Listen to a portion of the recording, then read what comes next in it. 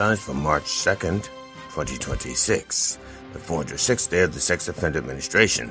3 American service members have been killed and 5 others seriously wounded during the U.S. attacks on Iran, the military announced in a post on X on Sunday, marking the first American casualties in a major offensive that Donald Trump said could likely lead to more losses in the coming weeks. That should read, first American casualties on foreign soil. Trump has had plenty of casualties on his war on American citizens.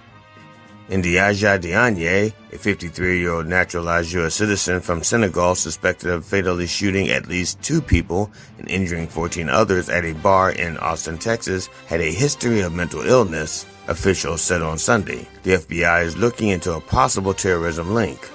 Ndiaja Diagne was killed in an exchange of fire with police at the scene.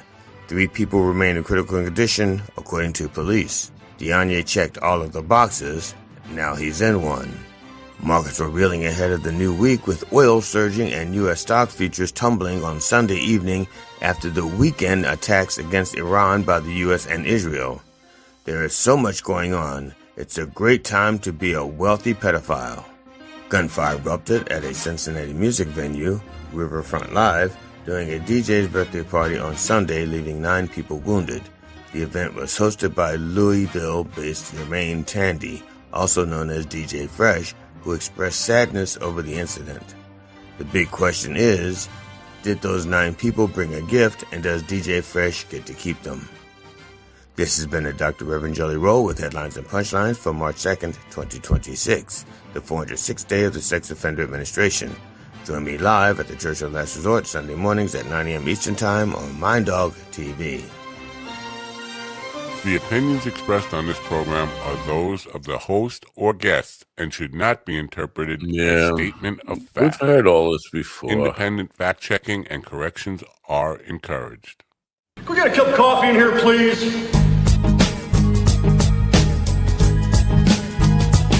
Son of a... I don't know what's going on over there. What the hell's going on over there? Son of a... What the hell?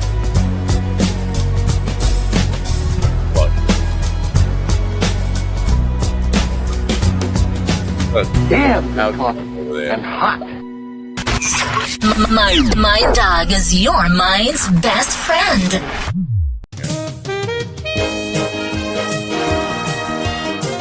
Right? My dog is your mind's best friend.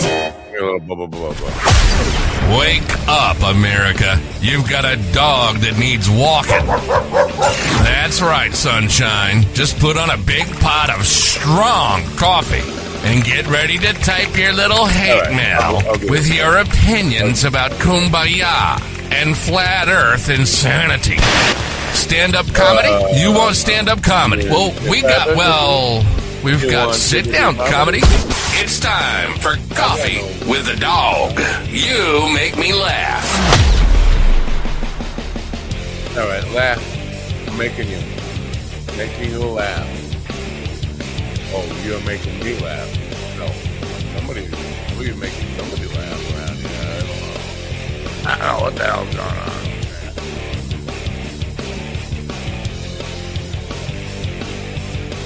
Maybe a little coffee. Couldn't hurt. Put it.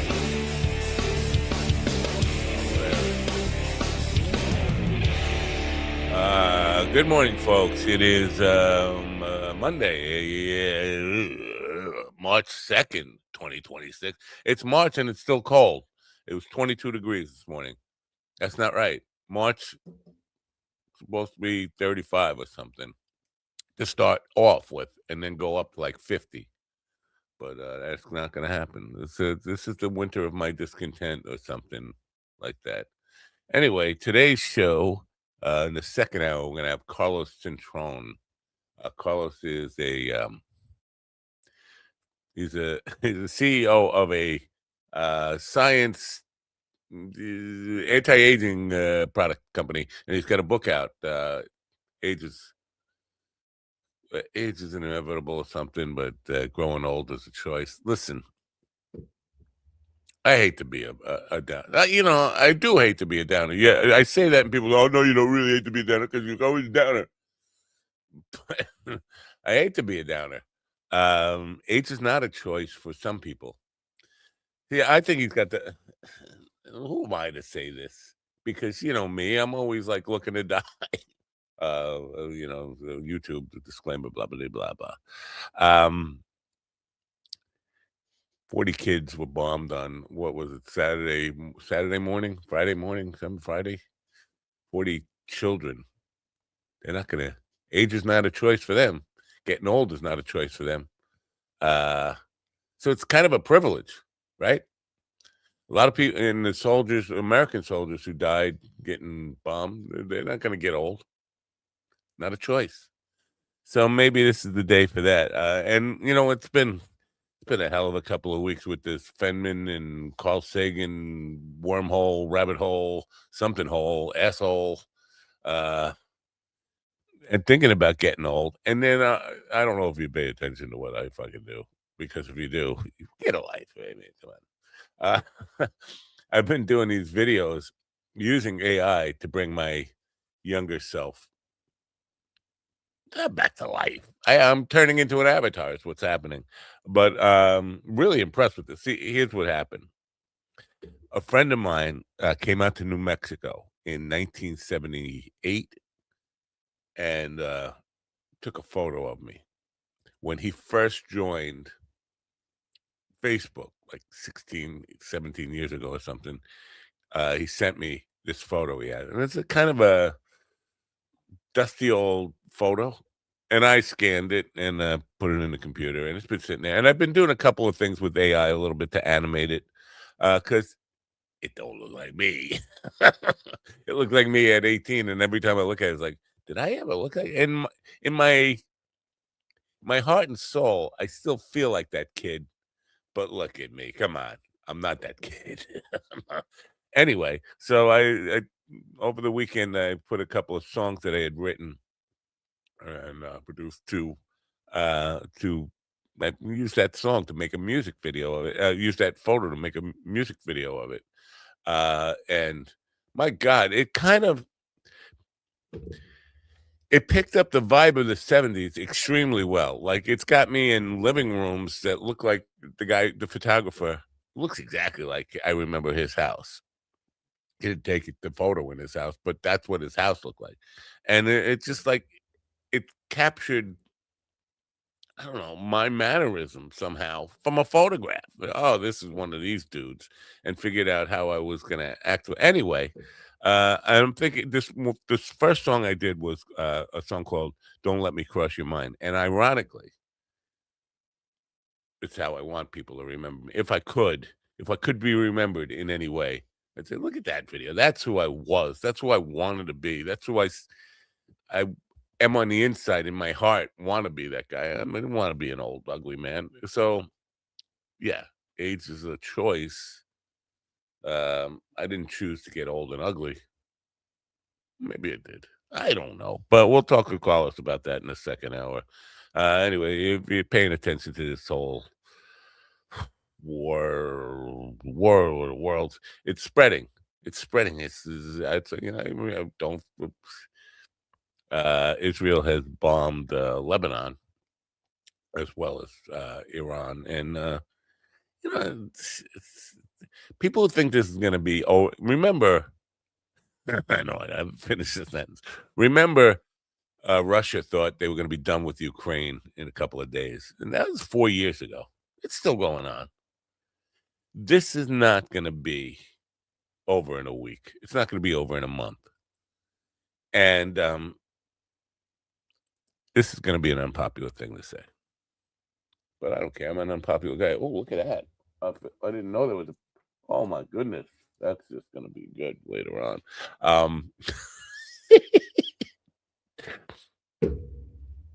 I'm laughing. I shouldn't be laughing when I'm saying this because it's a very serious subject. A lot of people, especially, I'm sorry, you make this a left-right thing.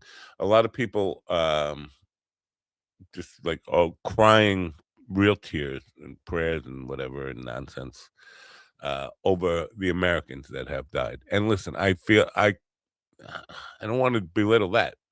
Of course, I feel the pain of a young person dying, whether they're American, Iranian, Israeli, Lebanese, wherever they are. They're dying in a war that is not of their making. Now, I know some people enlisted everybody in our military has enlisted now. In Israel, they're drafted still. They signed up for the possibility of that, but their life is over, and that's tragic. And it doesn't matter if you're American or you're Iranian, or Israeli or Lebanese. It's just a tragic thing. One of the things was a girls' school, an elementary school for girls in Iran. 40 kids gone. They're not part of this. They're not, whatever the nonsense that adults and politicians and governments get involved in.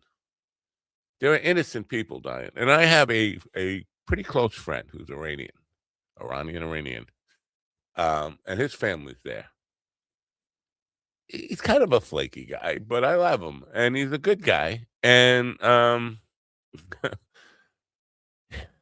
he's worried about his family there, and also he's like, people aren't all that unhappy. There is protests there, but my family it's fine with. They don't want regime change, and I don't know how many people really do, and it's none of my fucking business, to be honest with you. Anyway, it's just a really sad, tragic thing. And people, the way we say, well, more Americans are going to die. Trump is giving his speech, more Americans are going to die. Yeah, not your kid, though, right? You're acting like it's no big deal. Unfortunately, it's your decision. You're killing kids. You're killing people all over the world, Mr. Peace. It's exhausting. It's exhausting. I'm going to tell you about wine. So you know what? My recommendation, just to get fucking drunk as hell on wine. That's what my recommendation is going to be. If you don't like my recommendation, I don't know what the hell's wrong with you. But that's what I'm going to recommend to you, is that you get drunk as hell on wine, okay?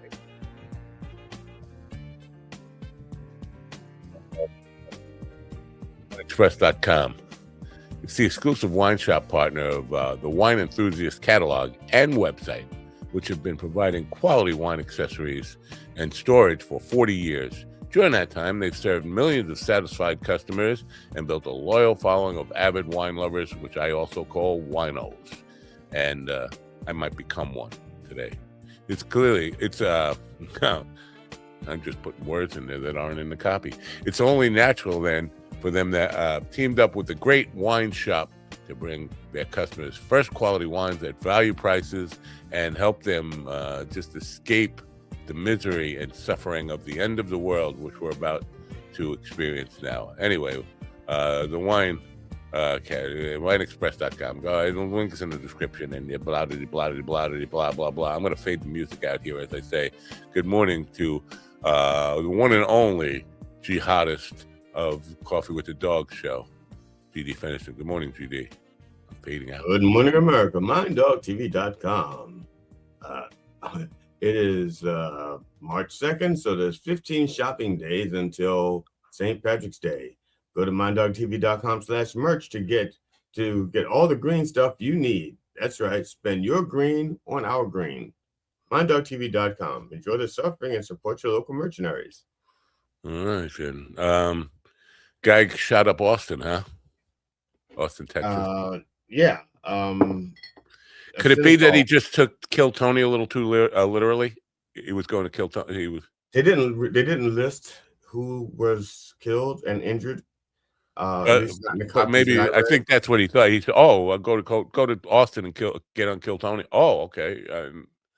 No, I'm wrong. Well, I think he had according to the report, he was wearing a shirt that said, "This T-shirt, property of Allah," or something like that. Oh, I thought you were going to say the one and only Will C. He wouldn't be with a gun. He'd be over there wrestling wild deer or something. It's just a miserable world we're living in. How am I supposed to? How am I supposed to choose happiness? I don't. Well, I don't know if people have noticed this, but most of the aggression. Okay, well, in the Middle East, the all of the aggression seems to be, well, the biggest part of the aggression comes from two people who, if they left office, would be locked up and thrown in jail, or should be locked up and thrown in jail. Two war criminals right off the bat. Um, uh, Trump and Netanyahu, both of which were facing serious criminal charges before they were reelected. And if they don't do this, keep this perpetual hatred going, they should be in jail anyway. But shouldn't everybody be in jail? We should no, just have not everybody shouldn't be. And no, 8 billion people should be in jail. We should all have our own little cells. We already have our own cells. They're called cell phones, but we are prisoners to them. Not miserable, but down here is what Heavy Kev says. Okay, I'm on my way. You got a room for me? I don't know. Do you have winters there? Because if you have winters there, I'm not coming. This winter will never end. Well, they have winters, but it's during our summers. He doesn't know what snow is, though, right? He doesn't know what. Didn't he say that at one point? I don't know. They may call snow something different. That's probably what got him banned. He said here, remembered for doing lip sync, left my fucking ass off. Is that what? Yeah. Not so much the lip sync part, just the kind of being young part. I get it, yeah. But and it's not. I'm not lip syncing through that whole video. There are parts where I'm just walking around, just walking. Lips aren't moving at all. But it just reminds me of who I was once. It's hard to connect to that person in here until I look in the mirror. That's what I think I am, and then I look and whoa. But yes, I mean.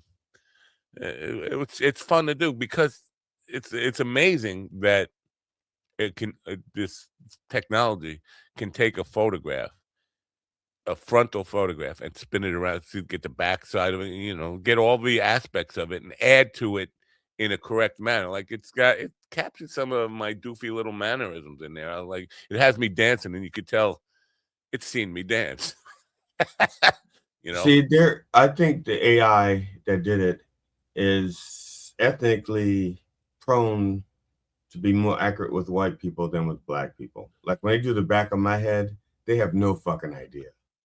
It's either like a doormat or it's they have no fucking idea what to do with the back of my head. But I think it's been trained on white people. And white people dancing, you just put flail. I'm just stop. I know a lot of really nice dancers that were white. So, okay. I'm just getting some business stuff here. I'm not gonna do it right now. Facebook restricted me yesterday morning. I'm supposed to run an ad for a client yesterday, and I get a thing yesterday morning. Facebook has restricted me. I can't run ads. I can't run live video there. So we're not on there live right now. I have posted a YouTube link, but I can't run live video on Facebook until March 31st because 3 months ago, I shared an article from Scientific American about the carbon dating of the Shroud of Turin. That's a violation of Facebook policies. You can't share science or you can't share stuff about Jesus, or I don't know and I appealed it and I got no answer to it. But it's on the day where I'm supposed to start an ad campaign, I get restricted from running ads. It's killing me. They're killing me. They're gonna put me in an early grave, and so then growing old is not a choice anymore. Getting old is not a choice. Even though I'm already old. I would have not chosen it. But Facebook is fucking me. I can't make any sense of this. And somebody, one of my friends said, I got the same thing this morning. You shared the same Shroud of Turin thing? That's a weird thing. Make it make sense. Go ahead. I didn't see the ad, so I can't make it make sense. It wasn't an ad. Well, I didn't see the article. I can't It's make just sense. it's an article about the Shroud of Turin. You And the can guy describe was it to me, and I can carbon still dating. say I haven't seen the article. You don't have to see the article. What about that? About a scientific exploration of the carbon dating of the Shroud of Turin could possibly I'd be in have to see the violation. article. I'd have to read the article to see what it is they chimed in on, especially since they're not telling you what it is. I don't know. They say it violates cybersecurity. That's what they said. Then maybe there's a bug or something in there. Maybe there's a back door in the article. Once you But upload it or download it's it. not my article. It's sharing somebody else's article that was already on Facebook. I don't look. I don't know. It's not about the article. It's about me sharing the article. Is the article still available? Yeah. Like if you go to the original site source, is it still there? Yeah, I'll see. Okay, if I can find then it. that doesn't jive then, because if it was the thing about the security or some shit like that, it wouldn't matter that it's on your site. It's every site it needs to be removed from. Exactly. And somebody else said they got this same thing, and they're like, how was that? Here it is. Restore the images from the Shroud of Turin. It's up there. Forensic face reconstruction. Yeah, it's all over the place. I'm not gonna now. YouTube will fucking do it. But the same article is in hundreds of places. Other people shared it. They all restrict. Most of them probably don't have ad campaigns, so they don't have to worry about. Or do live video. Yeah. Shroud of Turin comes to life. Yeah, blah blah blah blah blah. Carbon dating of Shroud of Turin. Yeah, so it's all over. And how if it was a cybersecurity thing, if there was some kind of cyber risk to it, like a privacy risk to it, why would they leave it up on all these friggin' pages? It makes no friggin' sense. And then they don't answer the review to it. Like, okay, you can review it, but we still suspended till March 31st. So I'm screwed. Make it make sense, people. Yeah, can't do it. Speaking of make it make sense, on Friday, Big T, Tom Farrell, who is the guy who's the make it make sense guy, he goes around with his camera and he's shooting all this weird architecture that for some reason bothers him, because they have sculptures of lions and stuff. What were they doing back then? I don't know. They like lions. He'll be here Friday. On Wednesday, we have the Long Island sign guy, who basically he goes around with his video camera and goes to local Long Island towns and gives you the history of each town. I don't know if you know how many towns there are in Long Island. I don't know if you know it's about Long Island, but it's kind of long and it's all kind of a lot of towns. Anyway, he seems to is using this platform to get a lot of traction, and it's helping his business boom. It's not his first business; it's like his third business. He started almost 60 years old. But yes, YouTube is just a real face of Jesus. Man, it's everywhere. But he's using the platform really well as a marketing tool, but he's not talking about his business. It's a very clever thing. And he's and he seems to know everything about Long Island. I'm like, how much research is going into this kind of stuff?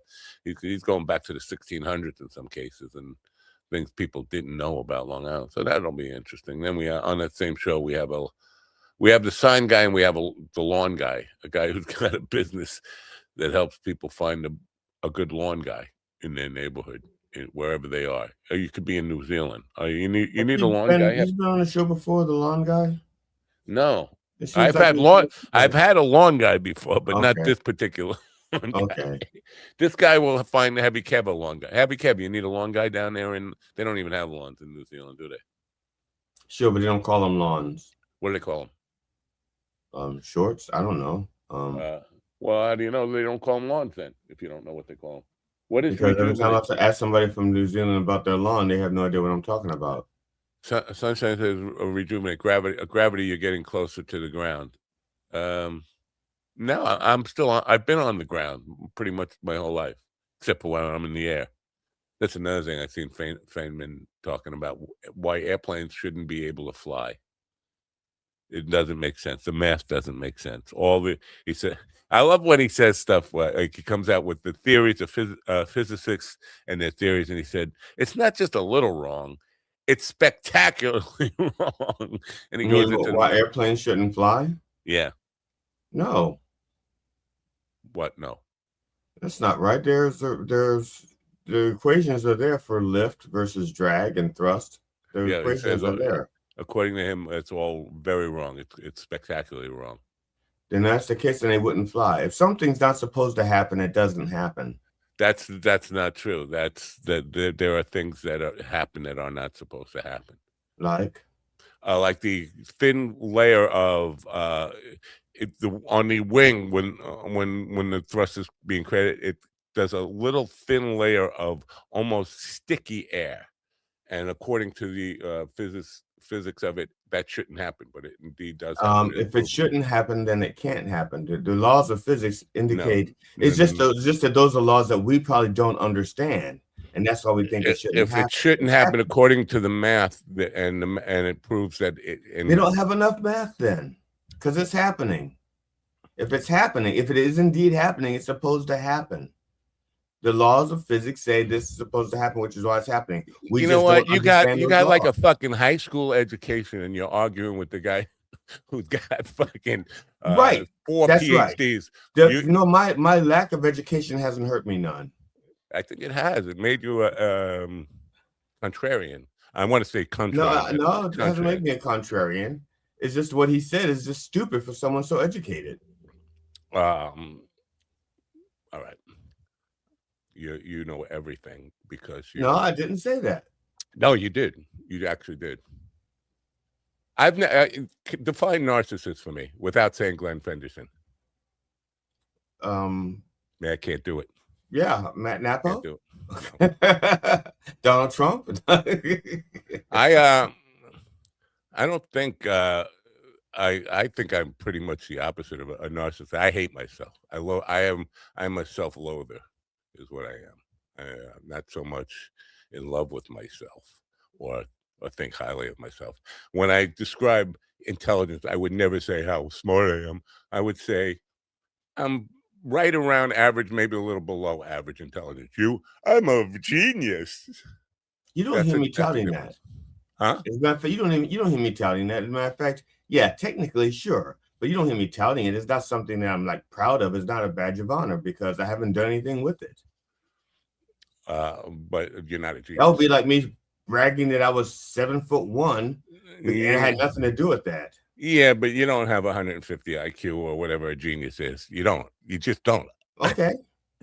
That's narcissism. That was believing believing something that you were shown on paper when you were a child is not narcissism. It is. If you believe that it makes you special or better than other people. I didn't say that. I did not say that. Yeah, well, smarter than the average smarter than the average person. I did not. What is a genius? Is a genius smarter than the average person? It depends on your definition of genius. All right, define it for me. I refuse to do that. Because I have multiple definitions of genius, and I'm not sure that Give me any one of them. Okay, one of the definitions is to have an IQ above 140. That is one of them. And I don't adhere to that because I think that geniuses also occur in places where you don't measure the IQ, you measure the let's say the processing speed of their brain, or how like people say comedic geniuses. You don't really measure that with some kind of measuring stick, or a musical genius. So would you say any of those are average, or is that above average? I would say they're above average. Sure. Okay, so you think you're otherwise they wouldn't apply the word genius. They would just say musician. Exactly. So you think you're better than everybody? I didn't say not everybody. Better than half the people. Better than the average. I don't know where the average lies, and I didn't say I was better than. And I'm not saying No, because More intelligent then. I don't think smart and genius are the same thing. All right, intelligent. I honestly believe the genius. I believe the genius more is intelligence then. I don't know what the average is. I honestly, when I was growing up, they used to say the average was 100 was 100. That's what I was told average was when I was growing up. I don't know what average is now. I don't pay attention to those things because I don't really care. I only maintain it for conversation and for comedy. That's the only time I really bring it up is in comedy, really. No. When I'm using it for that purpose. Because in normal conversations, I don't bring it up. I think I got tape. Let's go to the tape, ladies and gentlemen. Go. I'm not going to go to it today, but I promise you, by the end of this week, I will have a list of things where you're saying non-comedically, I'm a genius. That's what you said. I said I bring it up in conversation and comedically, that's it. I don't go around, it's not something I'm bragging about. And that's what I maintained from the very beginning. I don't go around bragging about it. It's not something, I don't introduce myself with that moniker. And it's like I said, it's not on my resume, nowhere on any of my job resumes from age 18. When I don't think I would say that's probably true of everybody. Some people put. I gotta say, some people say that some people put their members of Mensa on their resumes. Yeah, and saying that they're a member of Mensa is saying that my IQ is above 140 and that I pay my membership dues. That's what they're saying. I'm putting this in. It's not going to give me an answer, but putting genius or Mensa on a resume. How would they know how many people? I don't know. I said it's not going to give me an answer. But you're looking anyway. I'm going to see if it recommends not doing it. I want to see what. I'll definitely get some kind of. Well, it depends on what your resume is for. If you're applying to a college, I don't see why it wouldn't. It probably wouldn't hurt. And if you're applying to a job where, let's say, what's that called? Something laboratory. Damn. I thought it was. It's not projectile. It's not. I had friends that worked there too. Johns Hopkins Jet Propulsion's laboratory, right? Jet Propulsion's laboratory. If you applied there, I don't know if it would hurt. But don't put it on the CV. It looks childish bragging. Your intelligence will shine through in your conversation. Should I put Mensa on my application? No, you should not put Mensa on your resume. While it's a great organization, you should let people, and then ... read more. So they're saying pretty much what I'm saying as well, is that it's not something that I brag about because I haven't done anything with it. You don't need to tell people you're intelligent. They will know from your conversation. Mensa is for hype and marketing. Don't list elite memberships on a resume. Ever seen Mensa on a resume? I believe the only people who care about Mensa being on a resume are people who put Mensa on their own resume. That's a Quora. Don't mention. I'll always say don't.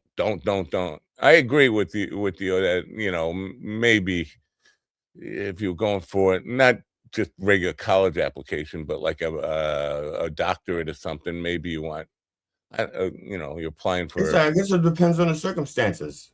Graduate school or something. Mensa application on CV. No, like thousands and thousands of results saying, "No, don't do it. Don't do it." What do you follow? What do rationalists think about Mensa? I don't know. What's a rationalist? Let me be rational about this. Join Mensa. How to become a member. To join Mensa, individuals must achieve a score of top 2% of standardization IQ tests. Top 2%. Typically meaning a minimum IQ of 130. And that's all bad. So basically they're saying don't do it. Don't do it. Okay. So take it off your resume. I never put it on my resume. So I guess I never did it. All right. Let me see your resume. No. No. Why? Because I'd have to look for it. I haven't used it. I haven't used a resume in a lot of years. You can't grow a baby from cells. What is that? Is this from a long time ago? What the hell were we talking about? Cells. We have. I think that's something like you were saying that we should all be in prison and we should all be given our individual cells. Oh, okay. I thought this was about lawns because we have laws. We have. Right. Yeah, that's when what that was from. The laws was back when he was talking about the lawns. It says, okay, it says we have lawns and we have set laws. So I guess that's why they don't want to put everybody in jails down there. We have laws. Okay, now he's just playing with the L's. He's going with the alliteration. He's making fun of my accent is what he's doing. But I feel hurt by that. I really feel shamed by that. There was a shooting in Texas, and there was one at a nightclub, Riverside nightclub, at somebody's birthday party. But a lot of this stuff didn't get covered because Trump is trying to desperately distract us from the fact that he's a pedophile. Trump is a pedophile? Yeah. And a sex offender. Yeah. Wow. Shootings in the news. Mass shooting. No. I don't know. I heard about the one in Austin. There was like mass stabbings here on Long Island. Birthday party. And I don't know how true this is. I heard there were mass plowings in Long Island as well, but not in a couple of days. Okay. I think they take the weekend off. Or they reach their quota. Somebody I know who said, "Don't mention me on your dopey little show there." That's all I'm going to say. I'm not going to mention them. My brother felt that way. About my show? No, about me mentioning them when I did my comedy. He says, "Don't mention me." Oh. Or my mother. He says, "Don't mention me or my mother." That was his word. This is his quote. "Don't talk about me or my mother." And I said, "You realize that she's my mother too, right?" Is that necessarily true?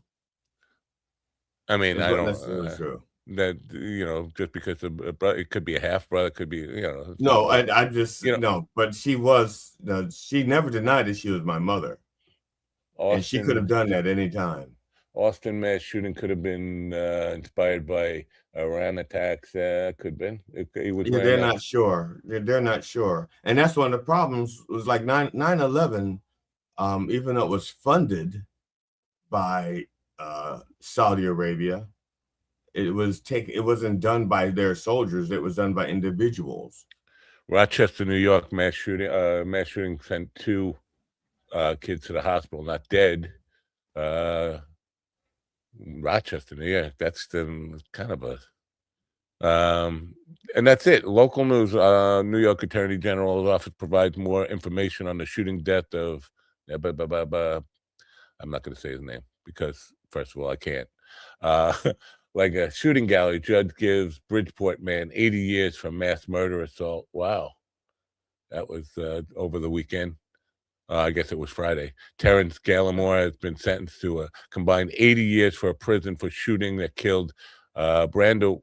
I get the. You should. I was when I was trying to get the name Ndiaja Diagne last night or this morning. That's easy for you to say. Yeah. I was like, okay. That was one of the things where usually if I make a mistake, I pause it and I rewind and I do the whole sentence over again. This was one where I just kept trying to say the name until it was right, and then I went back and fixed it in post. So I had like 4 pronunciations of trying to say it. Ndiaja Diagne. What kind of name is that? It's from he's from Senegal. Well, he's a U.S. citizen born in Senegal. What is this? The war and the pedo stuff are just a cover up for UFOs. Carl. Our friend Carl, Carl Sagan. No, Sagan. No, the other one. Yashtrinsky. Not woman. Weathers. Not woman. Carl. Not woman. Man. Carl Mann. Boychester. Man. Carl Boychester. He's because we haven't heard from him in a while. You know what? People are shocked. He's on maternity leave.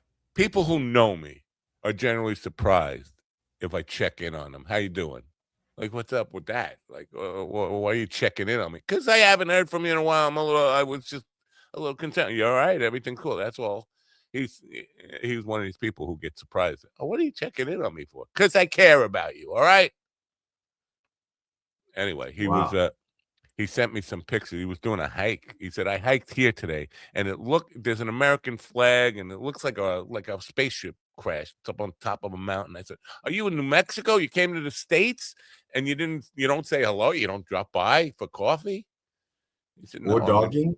He said, no, I'm in Britain. And this is a historical site where a American pilot crashed during 1948. Yeah. I don't know, but it looks like the Roswell crash. Anyway, so Carl's alive and well in hiking mountains. Cool. That's good. That is good. It's good to know he's alive. Why he doesn't stop by in the morning is probably because he's a married man now. He doesn't have time for that kind of foolishness. What are you? What do you mean? I know I am. What are you? No, I know. That's the problem. I'm a married man. I know. So how come we have time for this and he doesn't have time for this? Because we're domestic. He's imported. Mm. You haven't seen any pictures of his wife, have you? Like online or anything? Yeah. You have? No, I haven't. No, I've not seen any pictures of his wife. I barely see pictures of him online. Huh.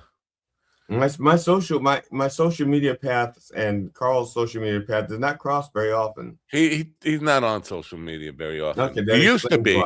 He used to be more before he got married, of course. I mean, but Carl was a guy I would have bet would never get married. He just didn't seem like the domesticated. Yeah, it's because you didn't think he was suitable for marriage, or that nobody would be dumb enough to marry him. That I just didn't think he wanted any part of it. He didn't want part of, the ball and chain. He didn't want to be accountable to anybody else. Maybe he needed the insurance. Maybe she had a good job with insurance and he needed insurance. Or maybe she needed a card to stay in the country. Oh. I had a friend who was in Greece. They lived in Greece.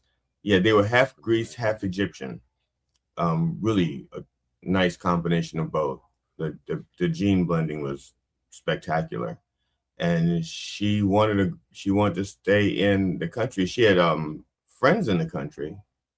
They were all female. And she would come visit once in a while, and she wanted to live here. And I told her, I said, I'll marry you. Sure. Yeah. For forever, or just like as a kind of like a gimmick, like a short-term thing Well, I don't know the answer to that. I mean, I mean, for your intent, you would have said, "Yeah, I'll marry you forever." Yeah, forever. No, well, let's put this. I would say, well, I was in my 20s. I wasn't using it. I wasn't using my marital status. Just sitting there.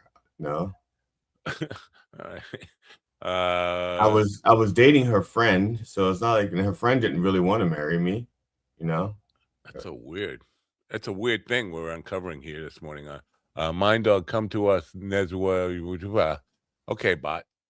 How much? And how many people? What am I going to get out of this? What's my return on investment? And what is my investment? And what's my return on investment?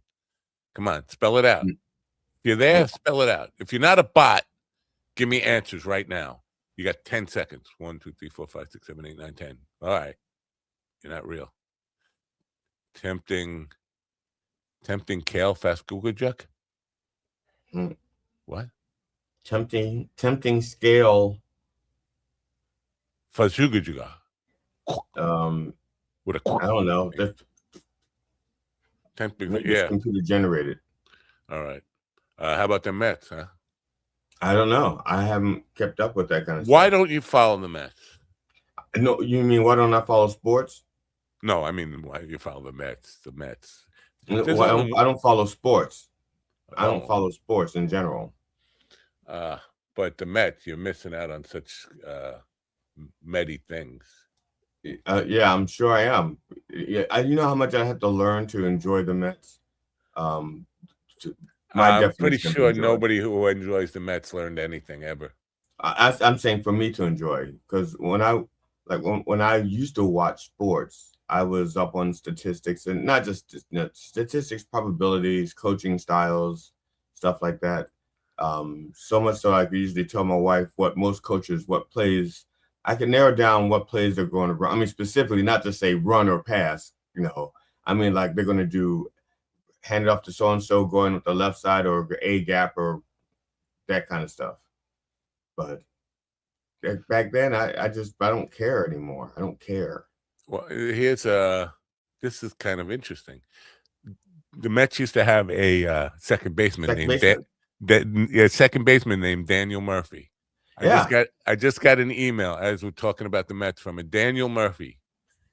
It says, "What's up? Coffee with the Dog, 1,094 episodes. Should be a viewer magnet. Instead, it's barely discoverable. YouTube has almost no context who your episodes are targeting. The solution surprisingly simple. Can I show you what's broken? Short call. I can walk you through where the disconnect is. The disconnect is very simple. The disconnect is I don't want to talk to you. You know. Oh, well, there's that too. But I mean, YouTube wants you to be the same thing, and we're not the same. We're not the same thing. Like today, we have a guy about not getting older. Getting older is a choice.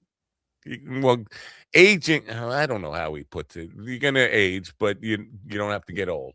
That's what we're talking. And then we're going to be talking about lawn guys. And then we're going to be talking about a guy who goes around and say, make it make sense. YouTube wants you to be the same. Who is my audience? My audience is crazy people who are not the same. They don't want to play by the rules. So how do I just say, this is for crazy people. The Crazy People Show. Rebrand it.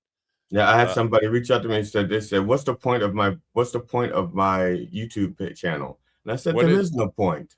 There's no point. There's no point. You gotta have a point. It's there. I post stuff and that's it. And if people like it, they like it. And apparently not many people like it. So well, at least you don't get emails from people telling you what you're doing wrong. I do. Oh, you do? I do. I just don't. You don't read them? I read them. Because I don't know what because it's all they're reaching out to me on the email thing that I use for comedy. I have 3 email accounts. I have one I use for comedy, specifically for business, and then I have one that's just personal stuff. And there's a crossover. I get a lot of crossover. I get business stuff on my personal. I get personal stuff on my business, and then I get stuff that shouldn't be on either one, but I get it any fucking way. And then the Reverend gets almost all of his email is from Spotify saying you haven't posted on Spotify for a while or uploaded. And I say, that's right, because it's too much work for me. I don't feel like it. So you don't put it up because I think we do better on Spotify than just about any other place with this thing. I think. I don't know. I haven't checked the numbers recently, but the numbers there seem to be more than any one particular other place. Like not all of them combined, but better than YouTube. Better even the 2 YouTubes or 3 YouTubes that we're on in the morning. So I didn't put, like I said, one time I posted like maybe 4 or 5 shows in a row on Spotify, but I didn't pick up I didn't have any traction. I think I had like no views or something, or no listens or whatever. And I didn't feel like putting in the work to establish a following on Spotify. And I don't use Spotify. Now that I have some content on Spotify with Alan Katz, I spend almost no time on Spotify. The only thing I do over there is to upload after the program's over. Every morning I go there to upload. I can't imagine somebody watching video on Spotify. It's yeah, I didn't even know video was available on Spotify. I thought it was all audio. No, for a couple of years now, it's been video too. Especially in the podcast stuff.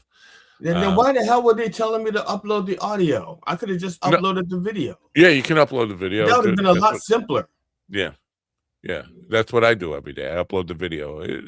It's not simpler because it takes forever. I mean, you have to wait for it to upload, which could be, I don't know, and then process. It's an hour, at least an hour work. Oh yeah, but usually when I do that, it's like when I upload, it's like, okay, I haven't done the shorts for the Reverend for Sunday show. And I didn't do last Sunday's show. I didn't create any shorts from last Sunday's show, the one we did live from California.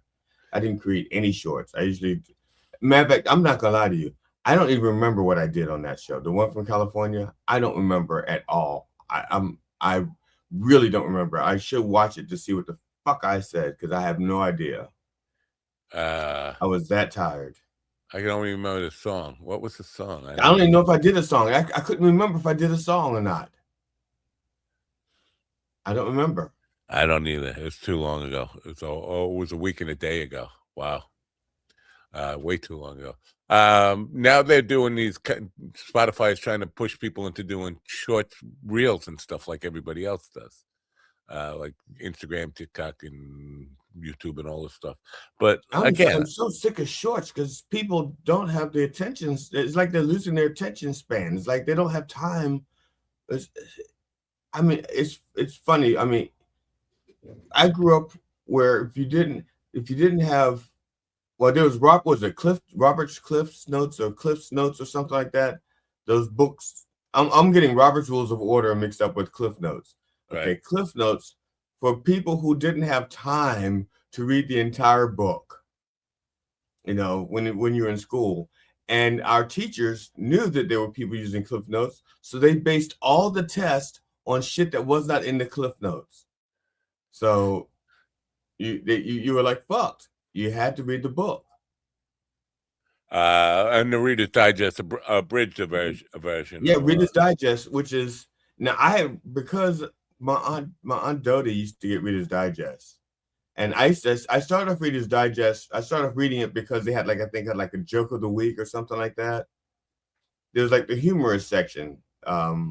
There was like one thing where like jokes told by celebrities or something, and I remember one that I really liked. I think it's the first one I really liked. It was if you took every car in America and laid it end to end, it's probably Labor Day. No more, it's Labor Day weekend.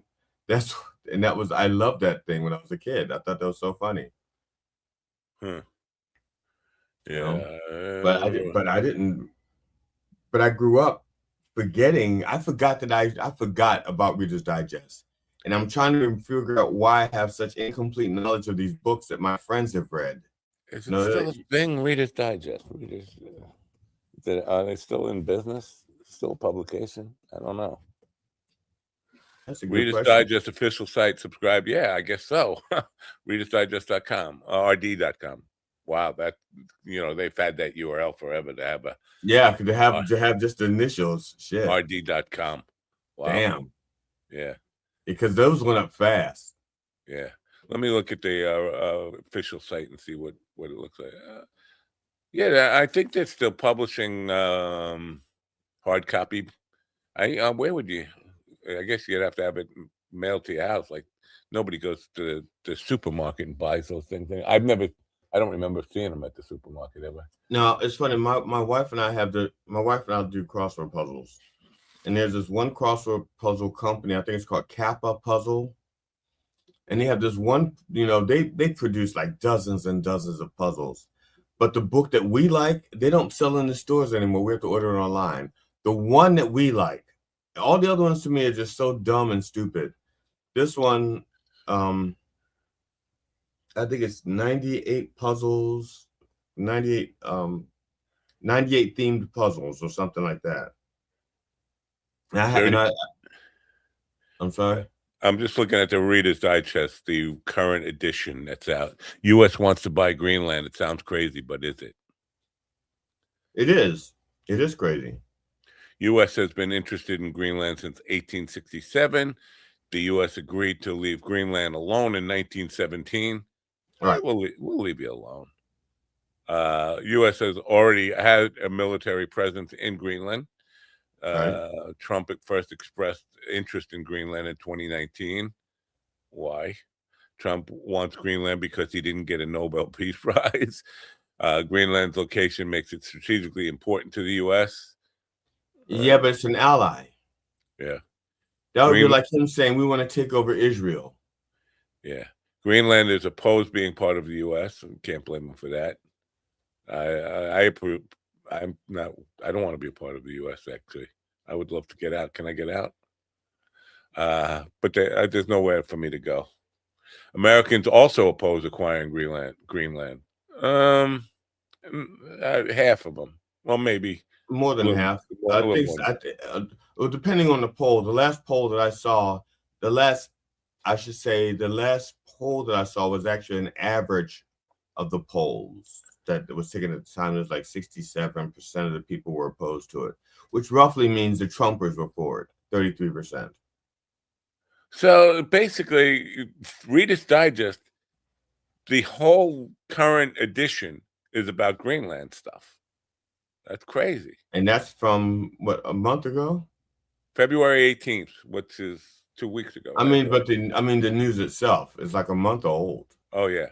It's like, well, it's almost like some of it is 100 years old, right? Oh, 1867 is 130 years old, whatever, 140 years old, 160 years old. That's 160 years old. The 1901 thing or 1917 is over 100 years old. It's not like news. It's kind of like more like a digested version of history. No, yeah, no. well, yeah, like a history refresher course and why and what the talk is all about. But they put out a whole edition on that. That's like, I don't think a lot. No wonder your fucking readership is down. Nobody cares. I mean, Trump cares. MAGA people care, I guess. I don't know.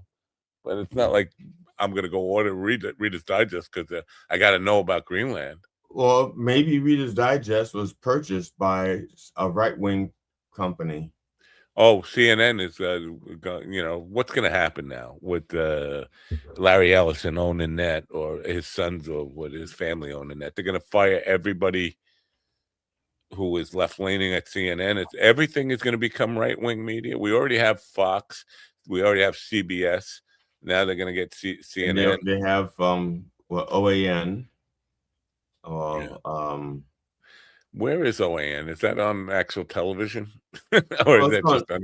I mean, I think I've seen it on. I think it's on DirecTV. I just don't know where. When I've seen it streaming, I just don't know where I've seen it, because I know, like when I go get my hair done, one of the options is OAN, and they run commercials for OAN.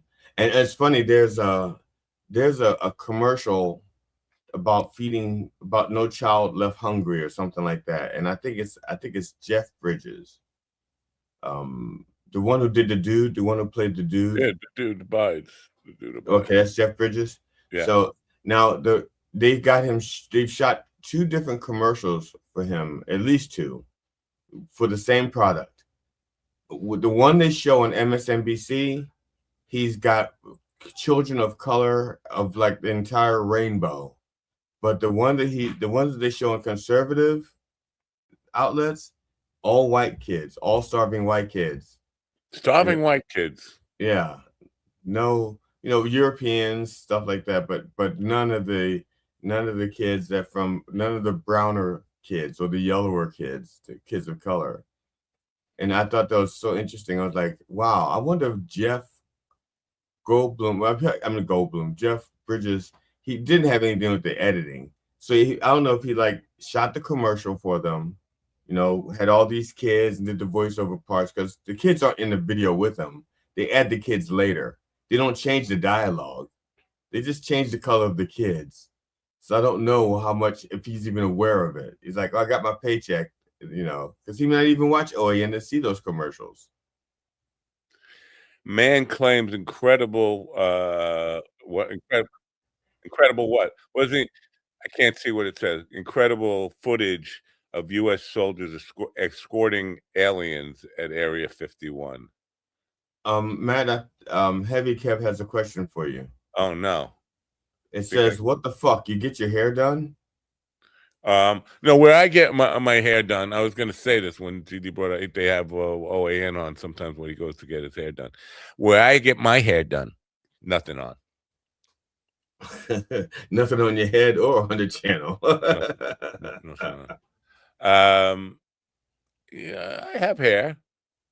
Yeah, people think I don't have hair. I have hair. I don't know where I keep it anymore. It's somewhere in a box.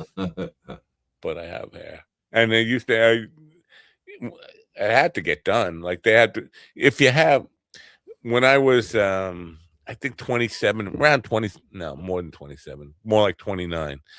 Remember Cy Sperling? I'm not a client. I'm also the president at the Hair Club for Men. I went for that. It only lasted one treatment. You go in there, and what they do is they take the crotch of a pantyhose and they put it on your head, fit it to your head, and then they glue it. They fucking crazy glue it to your fucking bald head, and then they sew the hair into that. Wow. Well, this is the way it was done in the late 80s, whenever I was like 28, 29. And they sew the hair into that, and then because your head exfoliates, it gets really itchy under there, and you can't fucking scratch it because you got a fucking pantyhose fucking glued to your head. But it comes off. It starts to get loose every like 4 or 5 weeks or something. For me, a little bit faster because I'm Italian. But then they rip it off your head and sew more hair onto it and color it and whatever, and then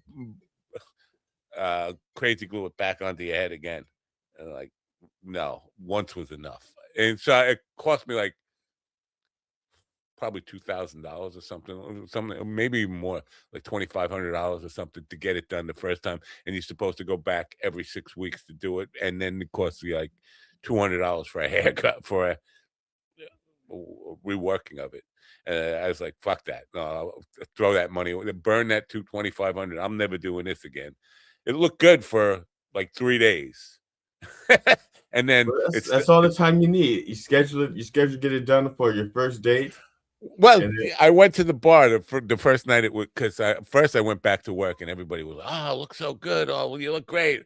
And so I went out to a bar that night, and I was with a young lady, and she kept running her hair through my head, and every time I felt her hand hit the seam, I started laughing. So what's so funny? What's so funny? I was like, nothing. Nothing. But it was uncomfortable as hell. But then it gets itchy. Like after 3 weeks, it gets itchy as hell, and you can't scratch it. It's like, it's fucking hell. I can't believe anybody would do that and continue doing it. Cy Sperling, he's dead, right? No, I could talk about him. He's dead. Is Cy Sperling dead? Hey Siri, is Cy Sperling dead? Hey Siri, does Siri? Yeah. Yes, you're wearing headphones, so Siri can't hear me anyway. What? She's giving me an answer that makes no sense. She says Rod Sterling. She says Rod Sterling. No, not Rod Sterling. Cy Sperling, the owner, the president of the Hair Club for Men. Is he still alive? Harris Club. Harris Club? She said, Kamala Harris? She says, ICA burns are generally considered safe. However, ICA burns? What does that mean? ICA burns. You got to set your... All right, shut off. You have to change the setting on Siri for Long Island dialect. You probably had it set for standard English. She usually understands me, not today. That's the setting. You have to have the setting. If somebody's in your office messing with your stuff, they change the setting on your Siri. It's set for standard English instead of for Long Island slang, Long Island dialect. So now with the hair thing, they have different stuff, right? I saw a guy who knew a guy who had bulbs, but it kind of looked like they were planting shit, and it had like the little lumps where they take hair out of your ass or something. and planted in the top of your head. But I don't know if they're still doing that. But now there's all these kind of, I don't know, surgeries that they put hair back on your head. Yeah, For real.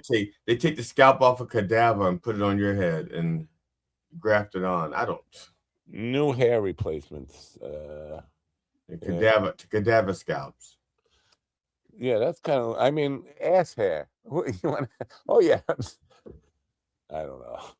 It's like somebody saying, "Okay, he's lost his penis, but we can use an index finger." Lixquelvi, a new FDA approved treatment. What is it? Wow. Oh no, it looks ridiculous. I should show this. I should. This guy spinning around in his chair. It looks like he's got little patches of like dirt, whatever. Share screen. Where are you, Squelby? This guy.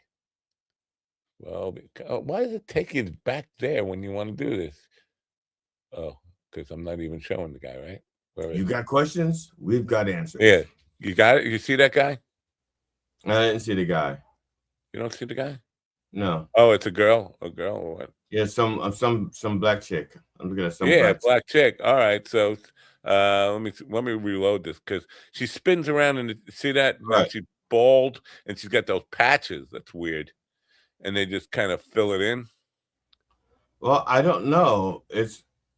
I don't know if they're starting her off, and that's I have. Oh, she's got alopecia. That's the stuff that Will Smith's wife has, right?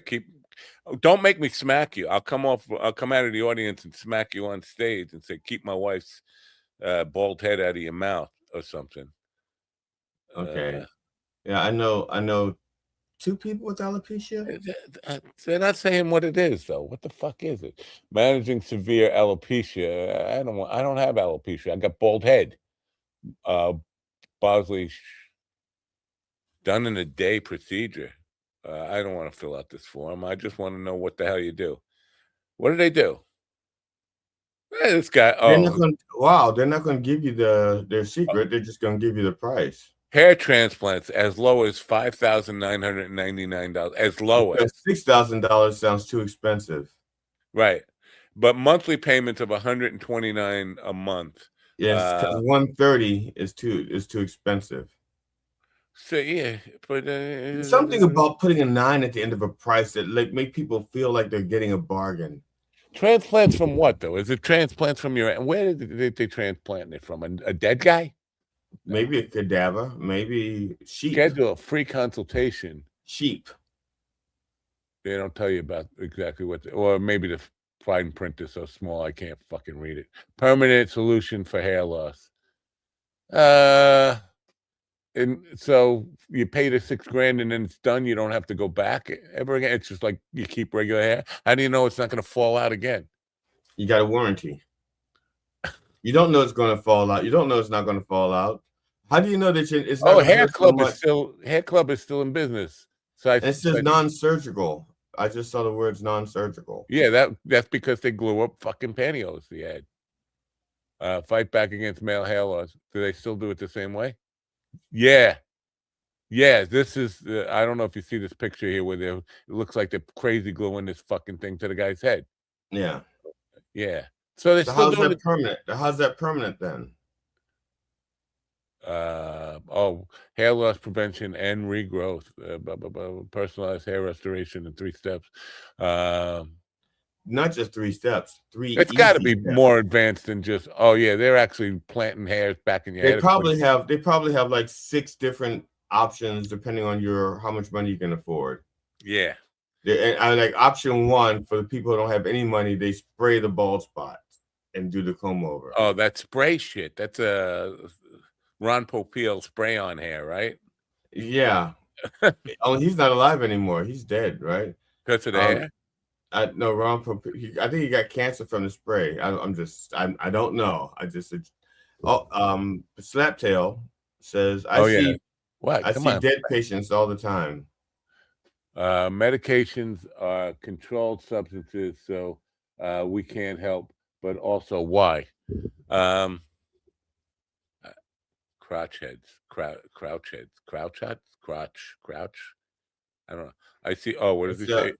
I see dead patients. What does he say? I see dead patients all the time. I see patients all the time. They're going, where you been, Flaptail, by the way? I know you've been back from Louisiana for about 3 months now. I see patients all the time that go to Turkey? Yeah. The country. It's like the food? Go to country or the bird to get hair transplants. Really? And they come back with feathers in their head? Then you try to get meds too small that the doctor in Turkey recommended for pain, but the medications, I guess, are controlled substances, and you can't get them here. Blah blah blah. Right. All right. Turkey. I don't know. I'm not. And the why, is because being bald sucks. Well, it does. It has its advantages. It depends. My first wife loved bald-headed men. Loved bald-headed men, and I was not bald, and I was not about to get bald. Get bald. Right. Now you need to get bald if you want to get bald. Now Carol shaved my head. Now Carol, she used to have this thing for Vin Diesel, but she likes my hair as well. So I know it has its advantages. You spend less time on shampoo. Shower. Yeah, in the shower, all that stuff, and the drying is like, and it's done. You never have to wait for your hair to dry. It has its advantages. It definitely does.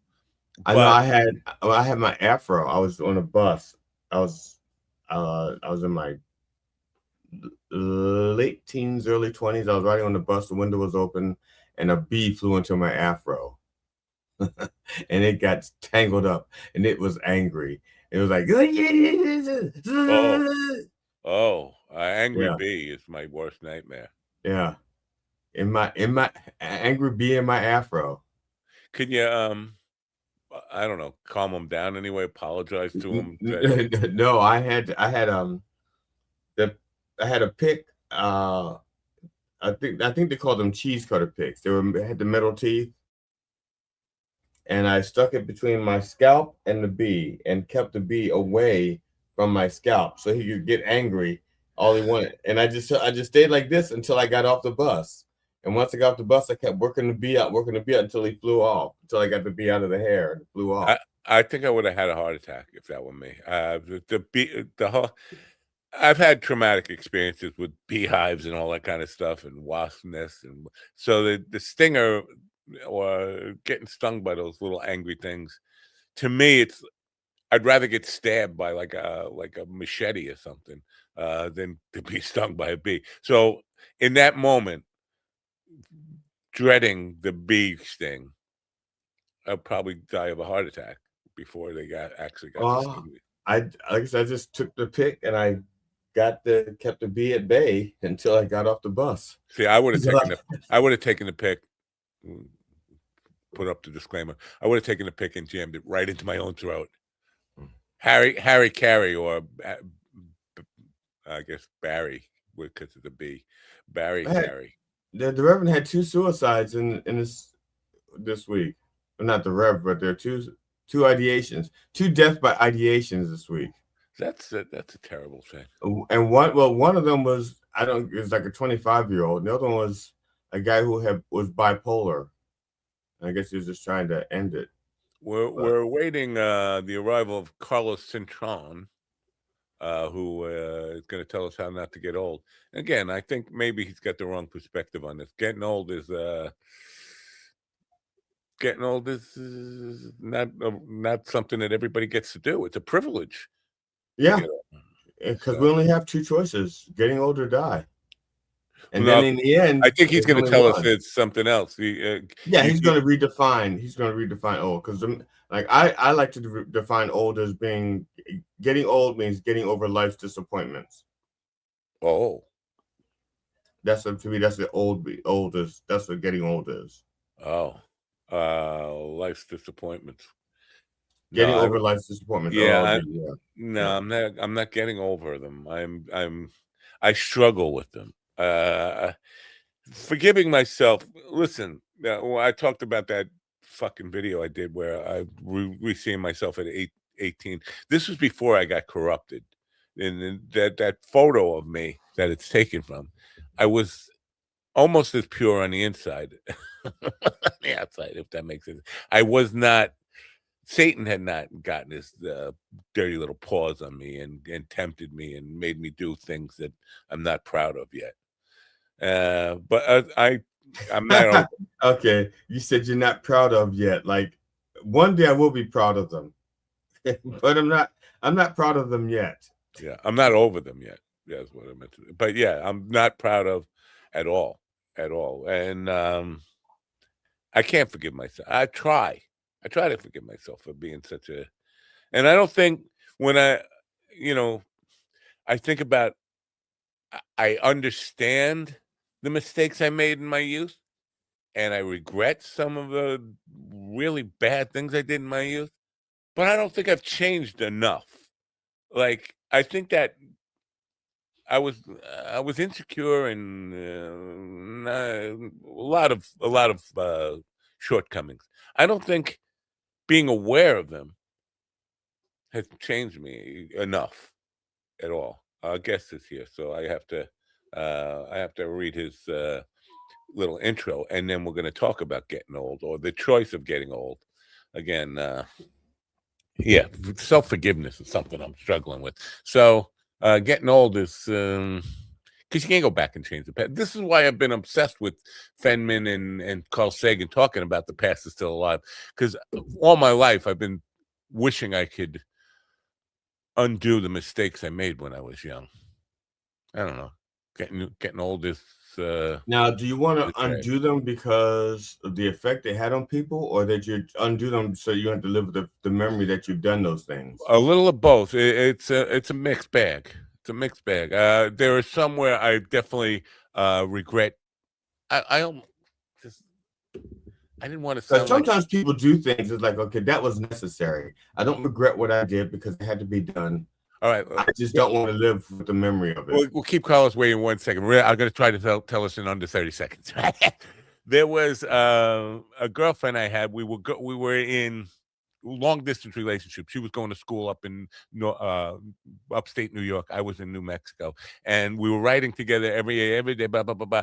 And then she ended up being with the guy on a football team up at the school up there. And she wrote me, and she was regretful about it. And instead of just reacting like an adult to it and understanding, yeah, we're 2,000 miles away, I kind of lost my shit. I decided to go up there and go to school the next semester up there. And then this guy wasn't at the same school as her. He was a different school, and he was mailing her all the time. And I reacted to that like an immature, weak, just not grown up man yet. And I regret that because I hurt both of them. It kind of hurt me. It hurt everybody. It ruined everybody's situation at the time. And I would love to undo that and just not move up there. Just stay where I was and let her have her life, and not be part of that, not cause all the drama.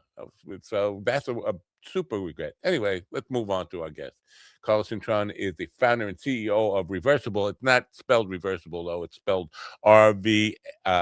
RVRSBL, a science-driven brand reversing biological age and extending lifespan. A former award-winning creative director and elite natural bodybuilder.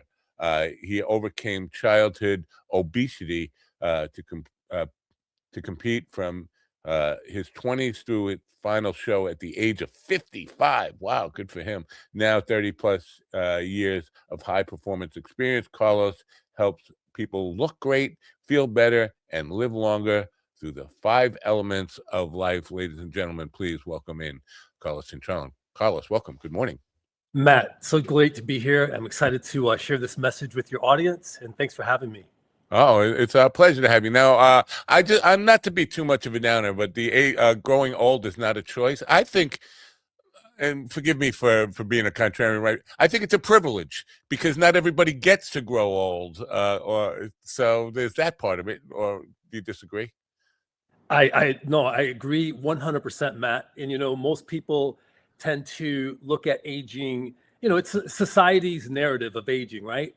Right. You're declining, it's time to retire, you need knee replacement, all of that garbage. And, it is a pleasure to get to an age where, 50, 60, 70. And at this day and age, I mean, there's so much opportunity to age gracefully. And hopefully I'll share a positive message about that during this podcast. All right. Now I have the reversible. That's how you say it, but that's not how it's spelled. Yeah, that's reversible. Reversible.com. That link is in the description, scrolling across the bottom, and also have the Amazon link to where the book is, where you can get it right here. So look for both of those in the description, if you will. And I'm sure you're going to be excited to get the books after this conversation, or get the book and find it. Now, do you recommend exercise for people? Because my wife won't even let me shovel snow at this point. I feel so lame about That's it. because you're fragile. I am, and that comes with getting older, right?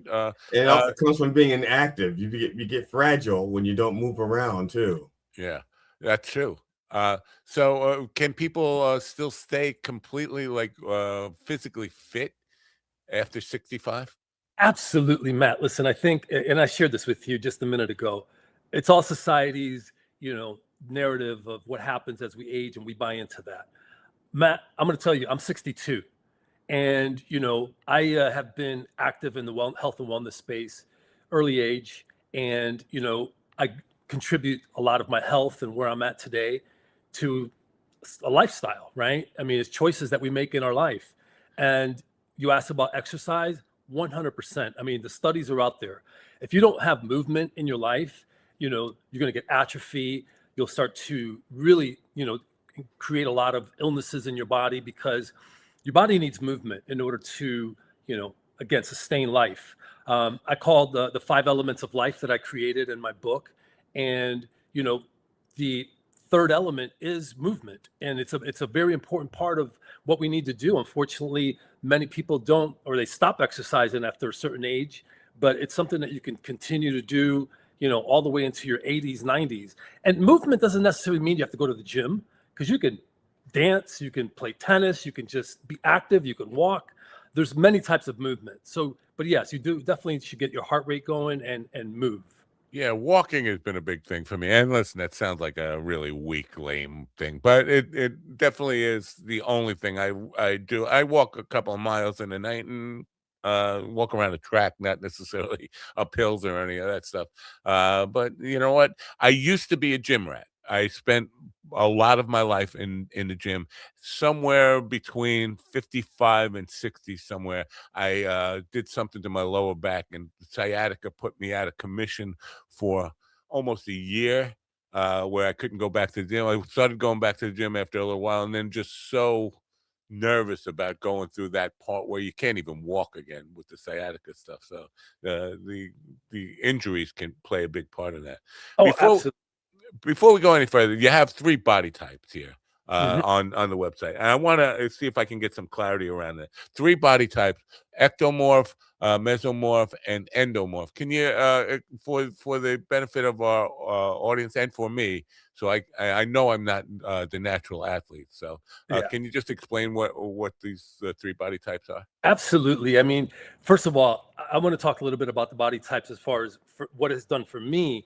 And, I started really recognizing the body types back in, I was probably like 20 years old.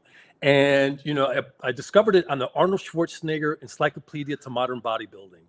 And, it talked about the 3 body types, and you just mentioned them: ectomorph, mesomorph, and endomorph.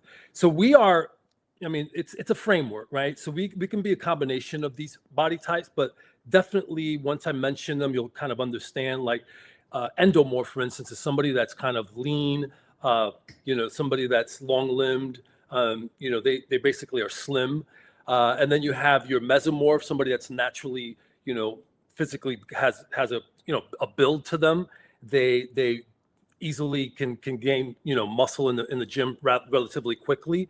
And then you have your ectomorph, which is somebody who retains fat easily, hard time losing weight, basically has a little bit more of a rounder physique, right? So those are the 3 body types. And like I said, some of us are a combination of a few of those body types, but you'll definitely fall into one of those categories. And the beautiful thing about these body types is, you certainly need to take nutrition based on your body type, and exercising for the body type also really helps. And it really gives you an opportunity to keep your, body mass index, your body fat low, because the metabolic rate on each one is different. So it's really interesting, and it works. All right. And now, can you change? I mean, not change, but I mean, when I was in my youth, when I was in my teens and 20s, I was definitely an ectomorph. I could not put on muscle mass. I was literally working out probably 8 hours a day because I was a dancer, and I was trying to bulk up. I wanted the big pecs, and I never got the big pecs. I looked more like a cat, thin but muscular, or a snake or something. But now I know somewhere inside of there is that ectomorph being hidden by the endomorph. I think my endomorph ate my ectomorph, and I skipped right over mesomorph. I just skipped right over that. So the body's can the body's type changes over? Absolutely, yes, and that's why I said, some of us are a combination of 2 or maybe all 3. So yeah, as you get older, it's harder to lose weight, right? You retain a little fat more. So I think a lot of it has to do with the nutrition aspect of it. If you eat for your body type, I guarantee you that you will, decrease body fat. You will, lean out. You will gain muscle, depending on, how you want to, what your goals are as far as your nutrition goes, or your overall body type goes. But yes, absolutely, it can change. And actually, on my website, on reversible.com, I have a body type quiz that you could take there. So it'll give you take this quiz, and once you take the quiz, we can send you basically a format for your nutrition and your workout routine that falls on your body type. And something that I want to offer your audience out there, Matt. So go to reversible.com, take the body type quiz, and we'll get you your body type, nutrition and exercise routine. Now, body type quiz. Because the body type is basically a reflection or an outward reaction to your metabolism. There are people like cheating their metabolism with like the GLP-1s and stuff like that. I don't know if cheating is the right word, but they're trying to not to do the work, I guess, I suppose that's the best. What do you think of it? I should say. You're 100% correct. Now, look, I'm in regenerative medicine myself, and I'm a fan of peptides. I think they're great. Unfortunately, your GLP-1s, a lot of people misuse them. GLP-1 is great if you have a routine and a lifestyle that you're following. But if you're looking for instant gratification and you just want to lose weight and still go to McDonald's and take GLP-1, it's just, you're going to gain the weight back. So it's about having a lifestyle. And I do believe that peptides definitely have a place. I'm a big fan. I'm a walking billboard of regenerative medicine. So I take peptides myself. I don't do GLP-1s, but I don't have a weight problem as far as that goes. But there is definitely, an opportunity for people who are maybe have an issue with obesity that want to, lose weight to get on GLP-1, and they're great. Well, I know that I have a weight problem, and I can't wait to eat more food. Even right now, on that, just I know that he's been funny there, but there is this whole, not just what you eat, but how you eat. And some people, I think, if you wait until you're starving and then you really eat really fast, that can be play a big part into your metabolism too, right? Or is that just old wives' tale? No, absolutely. And like I talked about the body types. I mean, so it's macro and micro. Your protein versus your carbohydrate versus your what kind of carbohydrates you're taking for your body type. So, absolutely. And timing is everything. I mean, look, I think in this day and age, there's so much out there that we can do to really keep our body fat low, to, control our weight. Intermittent fasting is one of them, going on a 12-hour to 14-hour to 18-hour fast. And there's definitely studies out there that show those are great. And I do it regularly. Also making sure that you're timing your food and not eating after 8 o'clock, right? That's the downfall for a lot of people, is that they late night eaters, late night snackers, and they end up, gaining weight just Well, like that. So. They also gain weight, but they also can wind up with like acid reflux, because they're like wind up eating, and while their body's digesting, they're laying down while the acid it's bubbling and creating gases, and they want to come out somewhere, and so it's like heading toward the back of your throat, or so yeah, you can actually kill two birds with one stone, or cure two ills with one movement. Yeah. Look, I wrote this book, Aging is Inevitable, Getting Old is a Choice. And the reason that I wrote it was, one, I do believe that we're in an era, this day and age, that aging, like I said, is inevitable, but the choices that we can make to extend our lifespan are incredible. I mean, the science is out there. There's a lot that we can do for us as individuals to make sure that we stay healthy. And that's why I created the 5 elements of life. And Matt, I would love to talk about the 5 elements of life. Please. I think it's really something that I practice. And I'm sure that many of you, once I mention them, maybe touch on 2 or 3 of them. But the 5 elements of life, I believe there's 5 elements that really keep us, number one, increase our lifespan. The first one is spirituality. I believe spirituality is number 1 element. And you say, well, why spirituality? Well, I believe as we age, most people tend to not make peace with mortality. And, unless you have faith, unless you have some type of, hope, which comes from faith, you end up living in anxiety, you end up living in depression, because you're constantly thinking about death, right? Or thinking about what's the worst outcome. So spirituality is number 1. Number 2 is mindset.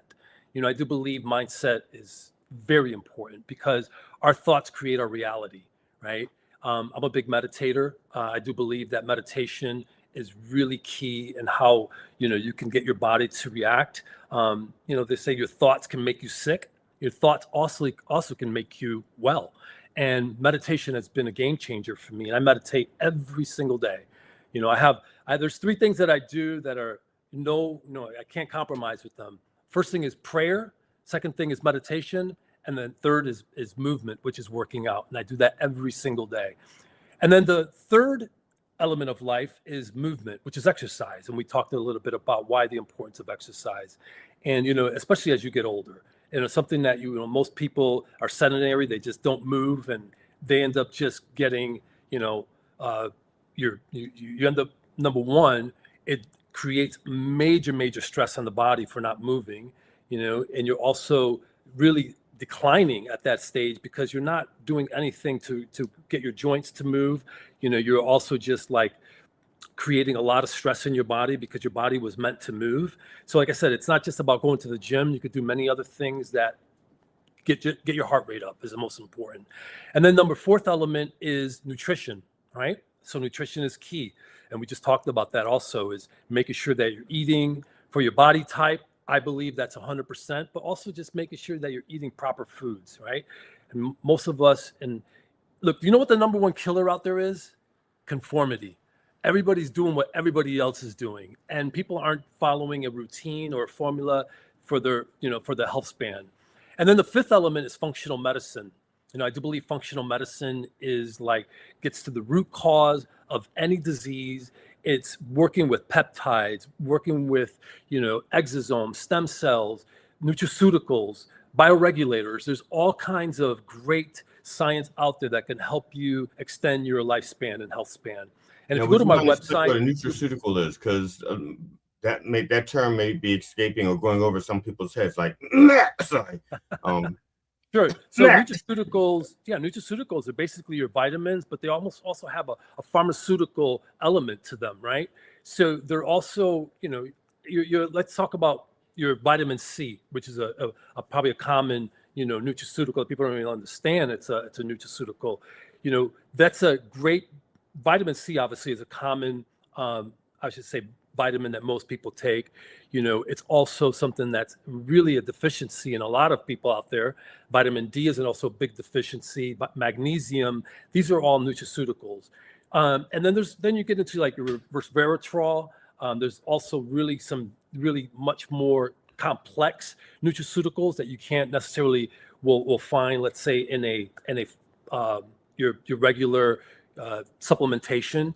So nutraceuticals are really important when it comes to longevity and also keeping your body and deficient with vitamins and minerals. Now, but people can self-diagnose or just decide to take nutraceuticals on their own without any kind of guidance, and their side effects or repercussions. I know if you take too much magnesium, because some things your body will pass through and not store. Sure. It's like I got too much, it's going right out urine. But then there's other things like I have too much, I'm gonna store it, and it becomes like a blotch. Like magnesium, I have brown blotches in my hand and on my skin from too much magnesium. Yeah. No, I listen, I firmly believe that yes, you first of all go to your physician and make sure that he's guiding you through, your supplementation. Because one thing that I do want to share is genetic testing. Matt, I see you shaking your head a little bit because I worked with a lot of physicians, and not all of them. I mean, just because I don't mean to detract from what you were going to say, but just because they are good at like diagnosing or coming up with general practitioner help, they're not necessarily trained in what a nutrition or the best kinds of metabolism for the right person. They're not all physicians are necessarily schooled in this area of it. But there's a difference between going to a physician and working with your physician. If you're working with your physician and you have questions about nutrition and your physician does not know, then they should have an obligation to point you in the direction of someone like this. Say, look, I don't know a lot about nutrition, but my colleague recommends this book, or I don't know much about nutrition. So that's the difference between working with you, because I work with my doctor. I don't just go visit. My doctor and I have dialogues, and Sure. I'm much better for it, and so is my doctor. I'm sure he feels like I do. He wants to punch himself in the face every time you come in the office. That's why I mentioned functional medicine. My doctor loves me. Functional medicine doctors, I believe, are the ones that they're the ones that go for the root cause. Another thing that I really highly recommend is genetic testing. Right. So genetic testing for me is massive. Genetic tests is something where if you can look at really your DNA, your blueprint, mother, father, mutations, and really look at what are your deficiencies. I've done a genetic test myself because both my parents passed last year, by the way. And my dad was 91, my mother was 83, but my mom was suffering from dementia. So it was something that I needed to really kind of look at and know if it was something in the family. And I went and got a genetic test.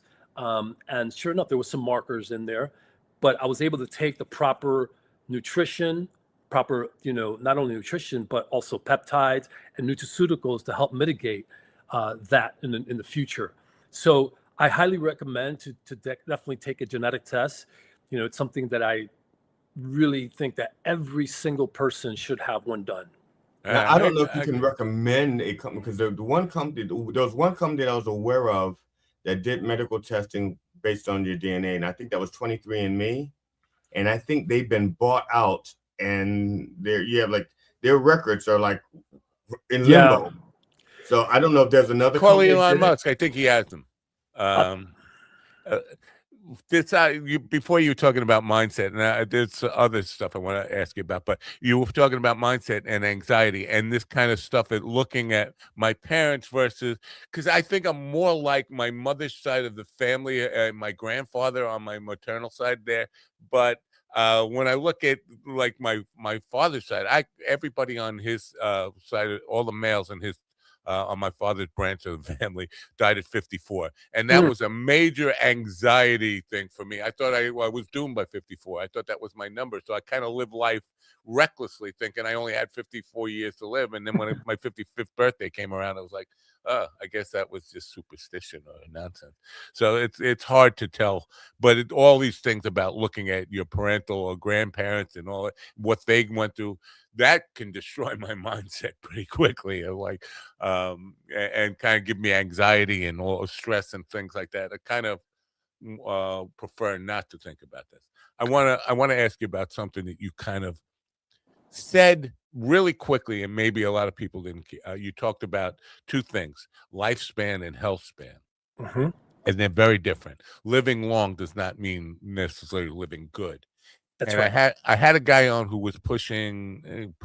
He's a head of a company that does carbon 64 things, and it's basically the claim they were making, because experiments have showed it can double your lifespan, not health span, and help humans live well into their hundreds.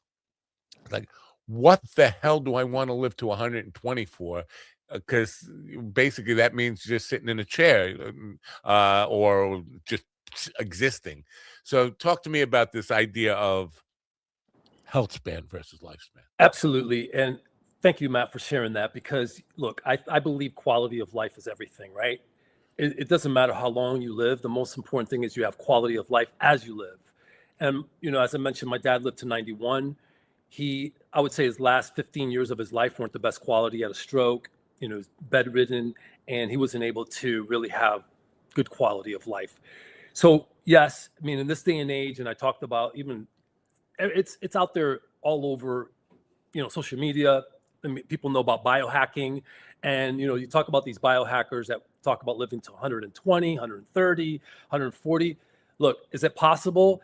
I do believe this day and age there is going to be a possibility for us to live well into our hundreds. And there's people in the blue zones that live already into those numbers, right? But talking about quality of life and lifespan, look, we all are going to, go through life and have certain things happen to us, whether it's an injury, whether it's some type of illness. But the most important thing is that you address that illness so you have quality of life. And that's why I talk about starting early, preventative and regenerative medicine, right? Preventative is starting early to prevent any type of, disease as you get older. And regenerative is to regenerate any type of disease that you currently have, or to really start to bring back, like I said, my tagline is time to turn back time by using regenerative medicine. But quality of life is everything. I do believe that we need to really look at the things that we're doing on a daily basis. That's why I talk about those 5 elements of life, really, that give you quality of life. And, I want to live well into my 90s, 100s, hopefully. But I want to be able to, play tennis in my 90s. I want to be able to, ride a bike, do things that, we probably think today that it's impossible. But I do believe if you do the right choice, make the right choices, you take the right supplementation and regenerative medicine, that you'll have a high quality of life. Now, my wife used to ask me, she says, why do evil people seem to live so long? And I told her there's 2 things. First of all, it's just that evil people get on our nerves, so we notice that they're around a lot longer than nicer people. But the fact that they live longer, I think, seems to live longer, is the fact that if you're truly evil, you don't care about what you do or what you say, so you're not holding anything back.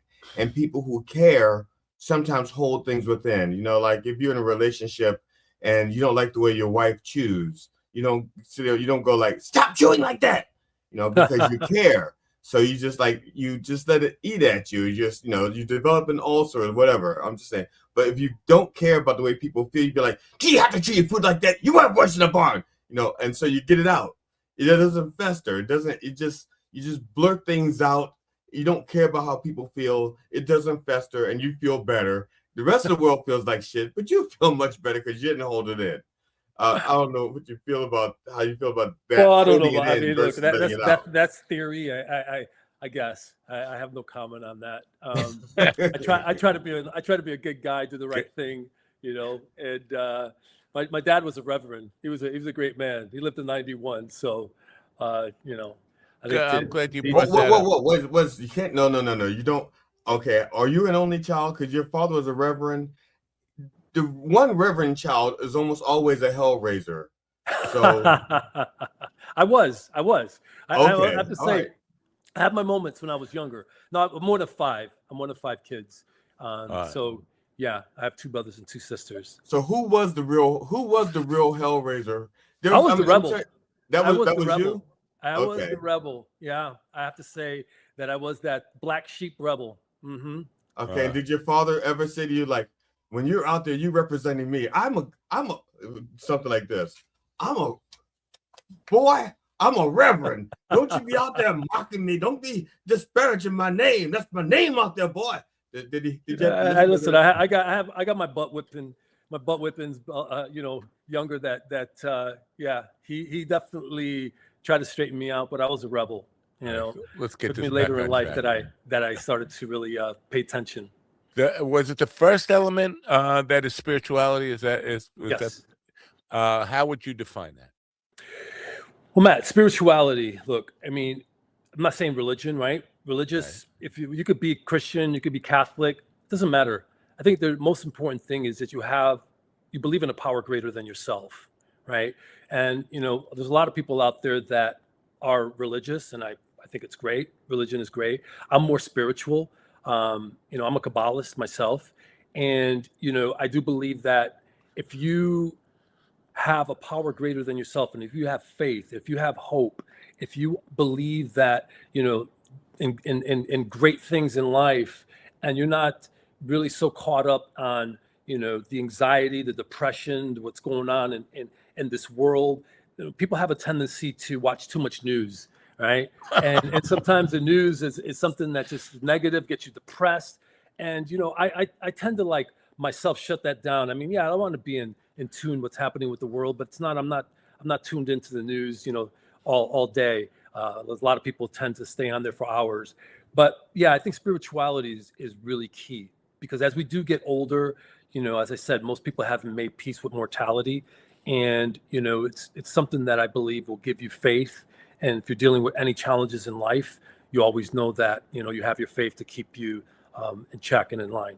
Well, I think I'm bipolar on this issue, because I definitely want to believe. I definitely want to have faith. But then there is the scientist, and I'm not saying I'm a scientist, the scientist proclivities that I have that make me think, well, you're believing in something that it can't be proven, it's not real. And it's hard to have faith in something you can't see, feel, touch, or on any of those stuff. So I'm torn with that. I want faith. I think you're right. I think people who have faith live happier lives, if not more healthy lives. But there's this part of me that just makes me feel stupid for even wanting to have faith, if that makes any sense. So it's a struggle, and I don't know. Sure. I don't know how we address that kind of duality if you have it. If you're plagued with that kind of wanting to have faith, because there are people who just reject it and also go live seemingly happily lives. But it's really hard to kind of change yourself if you are kind of a certain mindset about what faith means and all that stuff. And I do listen to a lot of I listen to clergy, I listen to atheists who hate any suggestion that there's anything to have faith in. I listen to scientists, and all of them just make me more confused. Yeah. So maybe it's better just to isolate yourself and don't learn anything. Well, look, I think we all came from somewhere, right? And I think to believe in a power greater than yourself is the most important thing. Don't think that you're the power. I think most people out there understand that, we did come from somewhere, right? I like to call it the creator. I do believe that we are definitely a source that has created us. And, we are all spiritual in some way. We are more spiritual than we are religious. Okay. What about the science aspect of reversible? Now, because I mentioned the guy with the carbon 40 stuff that will help you live to 140 years old or whatever, there seems to be so much science in the anti-aging or anti-aging, reversing aging, all this kind of stuff seems to be so much. Do you have a team of scientists that work for you? So I don't have a team of scientists, but all of the products that I carry are all science-based. Right. So, I like I said, I mentioned peptides at the beginning. So, we work with a lab, and that lab does have scientists, they have PhDs that create the peptides. And then there's also bioregulators, which are small chain peptides. These are all supplementation, considered supplements by the FDA. The peptides are not peptides. Sometimes they're considered drugs, depending which ones they are. But there's a lot of great stuff out there, and I talked about nutraceuticals, peptides, and bioregulators. Those are the ones that I focus on in my company, and the reason being is because they have everything that you need to restore your cells, to create any type of, let's say, cognitive issues that right now we're dealing with a very, very, Alzheimer's is really at an all-time high, and a lot of people just don't know what to take to really help them to, get better mentally, get better from your cells. The most important thing is your cells. What are you doing to really remove old cells in your body? What are you doing to regenerate cells in your body? And I talked about the genetic test. And, one of the companies that I worked with is it's called DNA Regimen. DNA Regimen, they test for 123 SNPs and in 9 different health categories. So, it's something that I do. It's a swab, gets sent out to a lab, you get it back, and then they do a consult with you and share with you what are your deficiencies, what do you need to take, and it's all based around peptides, nutraceuticals, and bioregulators. All right. We have another person joining us right now. This is our resident nurse practitioner. He's our science guy. Welcome, John Beavers. I'm sorry. Close enough. Good morning, everyone. Good morning. Hey. Did you have some things you would like to ask Carlos about? I do, actually. So back to the whole primary care provider discussing these results, et cetera. There's a few deficiencies with that in general. Physicians in med school, whether they're DOs or MDs, don't really reserve or get too much of that. For example, the doctor of osteopathic medicine does a lot with manipulation of the body. And of course, they have the medical model that they follow as well. And then medical doctors pretty much follow the medical model. So they will only learn that stuff if they're interested in it later on. If they do some sort of there's not like a fellowship in environmental medicine is what they typically would call it. Anti-aging. It's changed names so many times. So if you want to do stuff like that, unfortunately, the go-to, and this is unfortunate because of how they're trained, is your doctors of naturopathic medicine. Yeah. But doctors of naturopathic medicine have different licensing or availability of what they can do state by state. So generally, most of the people like out west have more leeway of things they can do. Like if you go to Arizona, I call Arizona the wild, wild west because anyway with a license can prescribe anything or do anything. What we run into in states where you don't have doctors of naturopathic medicine, you might see other things like holistic medicine practitioners. Will see people with Ayurvedic medicine providers.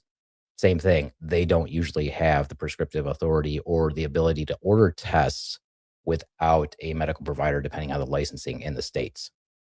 What we run into here, specifically in Michigan and a lot of the states that I've practiced in, you will see the people who are trying to fill the gap, who in my opinion are not trained to do this.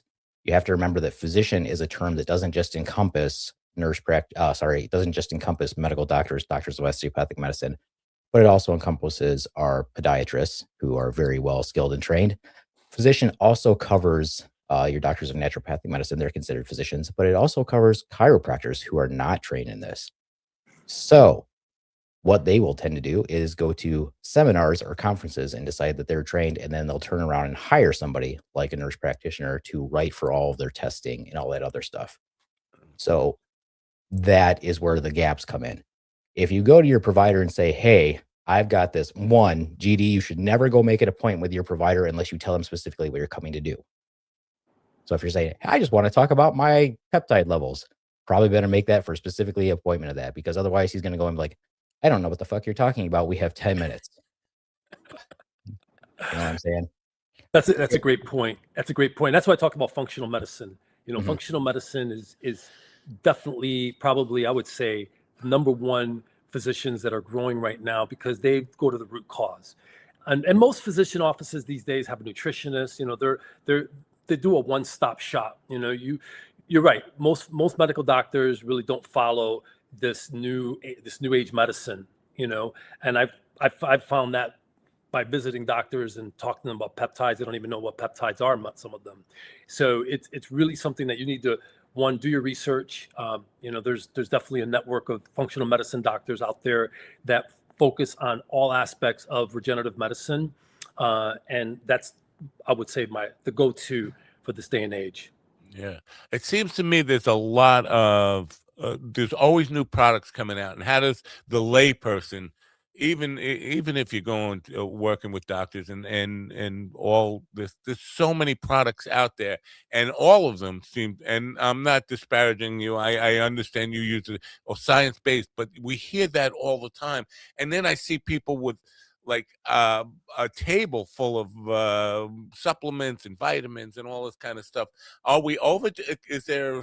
You can overdo it. That stuff, right? I'm not absolutely 100%. I mean, and look, I'm not saying get out there and just go out there and do peptides. You need to really, and that's why I said genetic testing is probably your blueprint to start with, because it'll tell you where your deficiencies are, and then you can go from there and create a protocol based on where your deficiencies.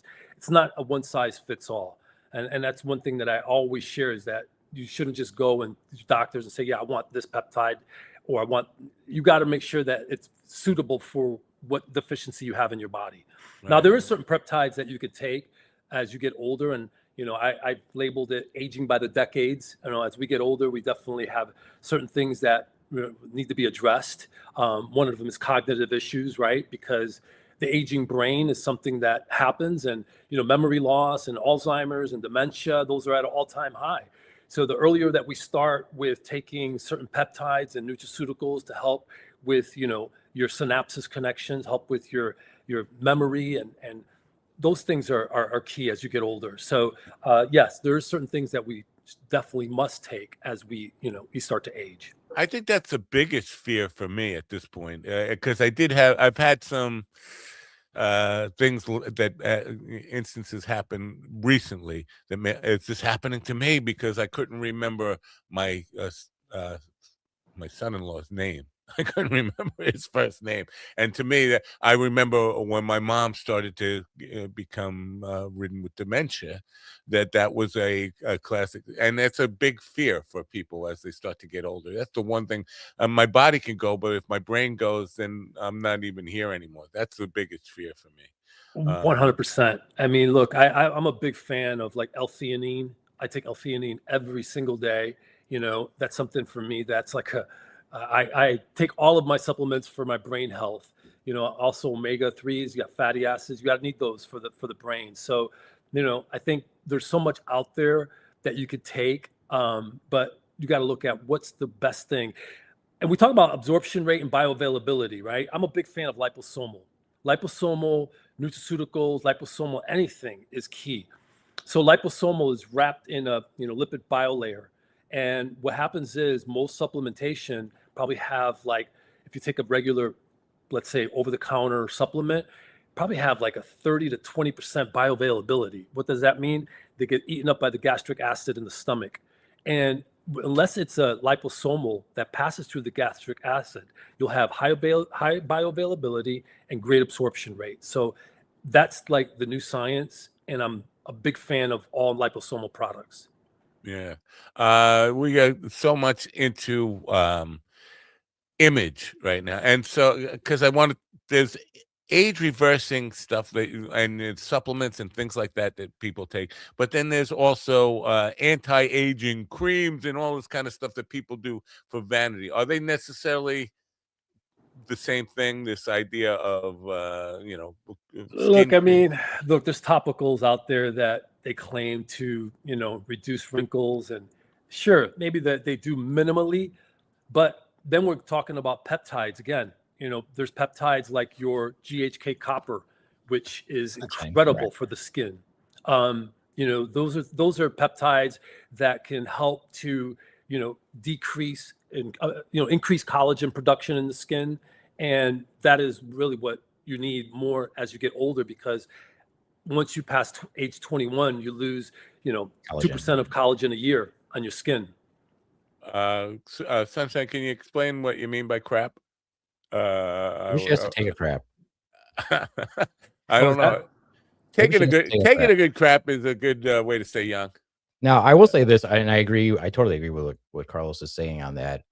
Also, because there's one of the most important things when people contact me about their skin or how they look and everything. I'm like, drink a lot of water for one thing. How much water do you drink? You have to drink a lot of water. The more water you drink, you're going to look healthy. Your skin needs water. It's your largest organ. Your heart needs water. We need that. So you have to drink a ton of water. That will make you look so much better. Isn't there water in beer? I'm kidding. But can you drink too much water? Because yes, you can. But you would. So if you have, like, say, a disorder where you constantly drink water, that can drive your sodium down.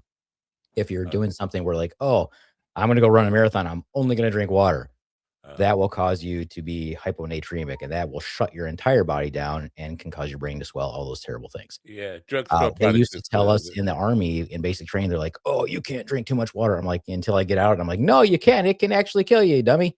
But yeah, so most of us, if you're eating, you're not going to drink too much water. Right. And also, there are people who, listen, it's just something simple as having a regular bowel movement. They're going to doctors because they're constipated and they're not drinking enough water. Right. Yeah. How much water do you drink? How much water do you drink? Because I've been watching, or not watching, I've been force-fed videos from this Tai Chi guy, especially after 60 Tai Chi. Yeah, he's jacked. And he says you should drink at least 8 glasses of water a day. It's like, if I drank 8 glasses of water a day, I would be like, my prostate would be like. No, you actually should drink. You actually should drink more because you drink coffee. Yeah. Yeah.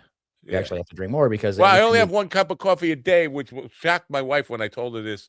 I said it's been 10 years since I've had two cups of coffee. But the cup is this big. I'm just teasing. I'm just teasing. Yeah, people who tell me that they don't drink much water, I'm like, start drinking it and see that you'll feel better. Yeah, I agree. Definitely hydration for the skin is water. I mean, our body is mostly comprised of water, right? So yes, water is really key, and I do believe fasting really helps to cleanse the skin as well.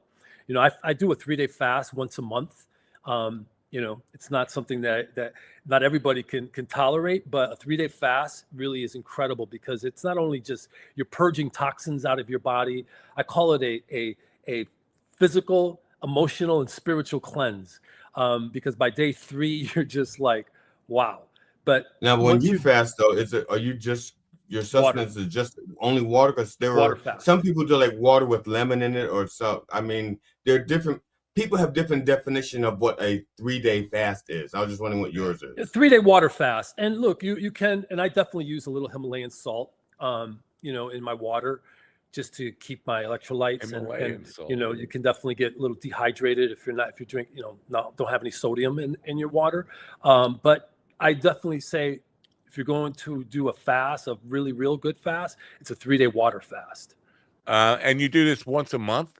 Once a month. Ouch. Yeah. All right. You know what? I think I can handle it. I'm going to go for it. It's incredible. Matt, I'm telling you, once you go through day 2 is probably the one where you start feeling a little bit more like, okay, it's a little bit of challenge. But once you get past that, I mean, day 1 is easy. I just want to warn the audience that when I do it, I'll give you some advance notice here.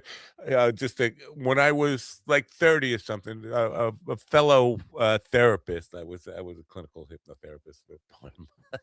Anyway, this guy told me Dr. Anthony Cimino challenged me to give up sugar, and he said, beware. You're gonna get, when you give up sugar, it's a great thing for you, but beware of what it's gonna do to you. And within, I would say, less than 18 hours, I was already a homicidal, suicidal, infanticidal maniac. Infanticidal. Yeah. and apple cider. You will get moody. You will get moody. I definitely suggest that you definitely will be a little bit moody if you haven't done it before. Oh my God, yeah. So we'll look out for that. I will let people know. I probably the end of the month in March. I'll try 3 days in a row. I look forward to that challenge. Do it sometime during Lent. So you have an excuse. But yeah, all right. Not well, by day 2, when the endorphins and norepinephrine and dopamine and all that other stuff starts getting released, you won't even care. You'll actually feel better. Right. Yeah. All right. So wrapping things up with Carlos, the first step for people, is it to go to the website? Is it to order the book? What's the first step for people? Take the quiz, Yeah, body take the type health. quiz? So I have 2 quizzes on my website. One is a health optimization quiz, which will tell you really what your deficiencies are, and what you should basically, look into, whether it's peptides, whether it's bioregulators or nutraceuticals. And then the other one that I have is the body type quiz, right? The body type quiz will tell you basically what body type you fall under. Might be a combination of 2, and we'll give you a breakdown of nutrition and exercise based on your body type that will help you with your BMI. Yeah, I think body types. I'm glad that GD asked you about that, because I was going through this, because I've been doing this AI thing about what I look like in my youth to wear. I disappeared from people who didn't know me in my adolescence. They hadn't seen me in years. And I went from this really emaciated, skinny looking guy to a guy who was all bulked up looking like the Hulk. And now I'm like a softer version of that. So I think my body has changed at least 3 times in my life. So body types. I was never a natural athlete. There's a difference between being able to put on muscle and that kind of stuff than being athletic. That's why I never could relate to that second body type, the natural athlete. That just was never me. But I was very quick to add muscle and bulk up, Right. but not necessarily athletic at all. Yeah. Matt, listen, I want to mention we're in the aging population right now, right? I'll give you a quick stat. By the year 2030, 1 in 6 people walking the planet will be 60 years and over. 1 in 6, by 2030. So that's something that, for me, this is the time and the day and age that we need to start to look at what we can do to extend our life through the proper nutrition, proper supplementation, regenerative medicine, so we can have quality of life. And Right. it's something that is like I said, aging is inevitable, but getting old is a choice. Unless people are dropping bombs on young people. But I digress. That's a terrible. But I think aging is a choice if you're lucky. Getting old is a choice if you're lucky. I think it's a privilege. Absolutely. But anyway, I thank you for what you've added to the program. John, do you have anything else for Carlos before we let him go? Yeah, really quick. So when talking about supplementation and everything like that, there are things that your primary can prescribe for you at the recommendations of your other folks, so you don't have to buy it. Just simple stuff like magnesium, vitamin D, just getting the right formulations, so you don't have to go buy that, and you can use your insurance. That's what insurance is for. Reversible.com, RVRSBL. You don't spell the whole word out. RVRSBL. Time to turn back time. Yeah. Well, Carlos, thank you so much. I think it's the Hebrew in you that said in the Kabbalah, you just got rid of all the vowels in your. It was something a little bit different, a little acronym. Well, we definitely appreciate you being part of the program. And in regards to the book, it's on Amazon. There's a link in the description. And also call your library. Tell them to put it in the self. It belongs like in the self-help, right? Self-help. Absolutely. Aging, self-help. Okay. Very cool. Thank you, Carlos. Matt, thank you so much, gentlemen. Thank you for having me. All right. We can talk about the Kabbalah sometime. Sounds great. Again. You want to punch yourself in the face after talking to him, don't you? All right. Have a great day. Bye. Nice. I don't believe your doctor really loves you, by the way. I think I'm going to give me your doctor's number. I want to call your doctor and see. Do you love GD? GD, who's that? Yeah. Oh, Glenn. So Crazy Glenn. That's what we call him. Crazy Glenn. Exactly. Crazy Glenn. That's what I'm talking about. Isn't he a crackhead? I don't just cracked in the head. I don't get his jokes, to be honest with you. God. So you want to happy Monday, first of all. We missed you. It's been like 6 months since you've been on the program. I don't think it's been that long. All right. But you want to give us just a quick recap of your trip to New Orleans, how much you loved it. It was the greatest city, best fun time you ever had in your life. The food was awesome. Dude, food was dope. That was my big thing. Is I like the spooky, so I've always wanted to. I think I'm gonna go back and Halloween is when I'm gonna go. Mardi Gras is the right time for spooky. Now, how did it go with Swan and the jokes and the British accent and stuff? We saw a really well. videos. She did really well. It was pretty funny. Now, is she getting the bug to do comedy now? Is it? No. That duck video, because I made a short of that duck thing. It did pretty well. I think she outperformed the other shorts that we did that week that you sent on. So people like the duck thing. Yeah, she did really good. We like it's just fun to have her do something because she's so uncomfortable doing it. So it makes it even more fun when she does it. But no, she has no desire. She seemed pretty comfortable with the mic. I've actually told her, I'm like, honestly, if you decided you want to do stand up, I will gladly write for you. And then it could be just almost the same exact set I do, but you're going to get booked constantly. Yeah. Was your podcast on hiatus while you were down there, or were you doing it from there? Or? On low-atus.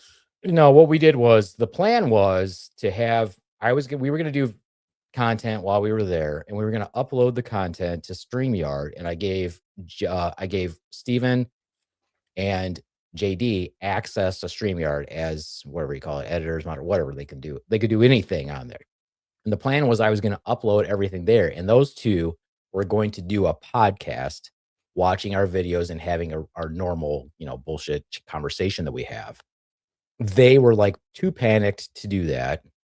Why didn't you call me? I don't get panicked over shit like that. I'm true. I was so busy that I probably wouldn't have done it, but you could have reached out to me. But what ended up happening was apparently Swan knew that they were uncomfortable and they didn't. Carlos was a creative director for High Fashion. I didn't even ask him about how cool my jacket looks. I'm sorry, John. The reason why Matt talked over you is because we lost your audio. He had no idea you were still talking. Yeah. And plus, it just cut out. So I saw that. It just warned me like 30 seconds later. Oh, I figured I had to cover the dead air with something. So I just thought about it. Yeah. So you're saying what Swan was doing when she realized they were uncomfortable. Right. That's what we lost you. Swan told me they were uncomfortable, so we ended up just doing it remotely, and it was garbage. Because JD, who should be on, couldn't be on. He had to drop at the last minute, and Steven was on, and he was terrible. Steven Ortiz? Yeah. Of course he was terrible. You don't even have to say that. You just have to say Steven, and everybody knows. Oh, terrible.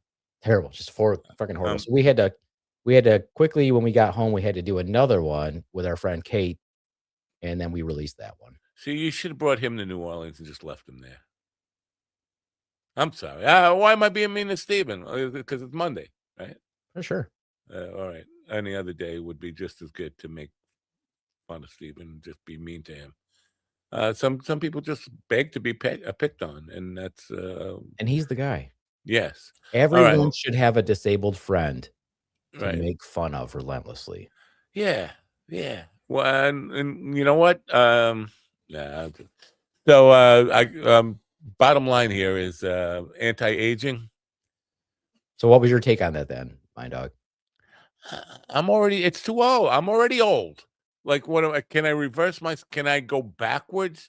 I mean, I think I probably should have asked Carlos this. Preventing yourself from getting like ancient is one thing, but at this point, I'm already there. It would have been good to know this stuff. I think 30 years ago. I'm of two minds, because at one point I had a lot of weight, and I developed my own exercise equipment, portable exercise equipment, like a portable universal gym that I could take on the road with me. And I lost like 20 something pounds. I got down to like 194 or something like that. And I said, this is great, but I didn't videotape it. I need to videotape this so that people can see it works. And so I let myself put the weight back on, and I never got it back off. It's just the best I got was down to like 204. And now I'm still back up to like 220 something. John, how many minds do you have? Do you have one mind? Because you heard him bragging, he has two minds. Yeah, he has two. It does make sense, though. I think they call that dissociative identity disorder, though. Yeah. I got that. Is that a good thing? Sure. It Depends is? on which identity you thinks it's good. I got everything. You just name it. I got it because I don't know. And Gigi says it's not so You got cute. sickle cell anemia? Yeah, I do because I know you think it's not cute, but my hypochondria is. I think it's kind of cute, but yeah. So I have sickle cell anemia. I was trying to think of the. I was trying to You think have of ovarian cancer? Do you have ovarian cancer? Yeah. Yeah. And there's a there's a disease, a genetic disease that's specific to Jewish people. I'm trying to think what it is. Ashkenazi Jews. Yes. Oh God, what is it? Hold on. Because I'm kind supposedly of funny that they call it Ashkenazi Jew. That's I am 9% Jewish, and that is what they say I am. I'm not Ashkenazi Jew. Ashkenazi what? Ashkenazi what about a Jew? Anyway, Ice is the most common one. Whatever it is, I got it. Breast cancer or whatever it is, I got it. Yeah, I'm dying of it. It's killing me. Sounds like Sunshine was mad about the last segment because she's like, "Stop buying bullshit." No, I think she was talking about drugstore products, though. That's what she said. Crap, it was drugstore products. Yeah. Well, I mean, here's the thing. Too much. Here's the thing with all those products is that is not regulated by the FDA. So, yeah, they're not regulated. They just don't. So when I talk about things like, okay, everybody pretty much, I could draw a panel to check vitamin D levels on 50 people from each state, and the people in California will say, "Oh, my vitamin D level's awesome." I'm like, I doubt it. Everybody's gonna have a low vitamin D. Would it have been just wrong for me to just ask Carlos about mushrooms and all these kind of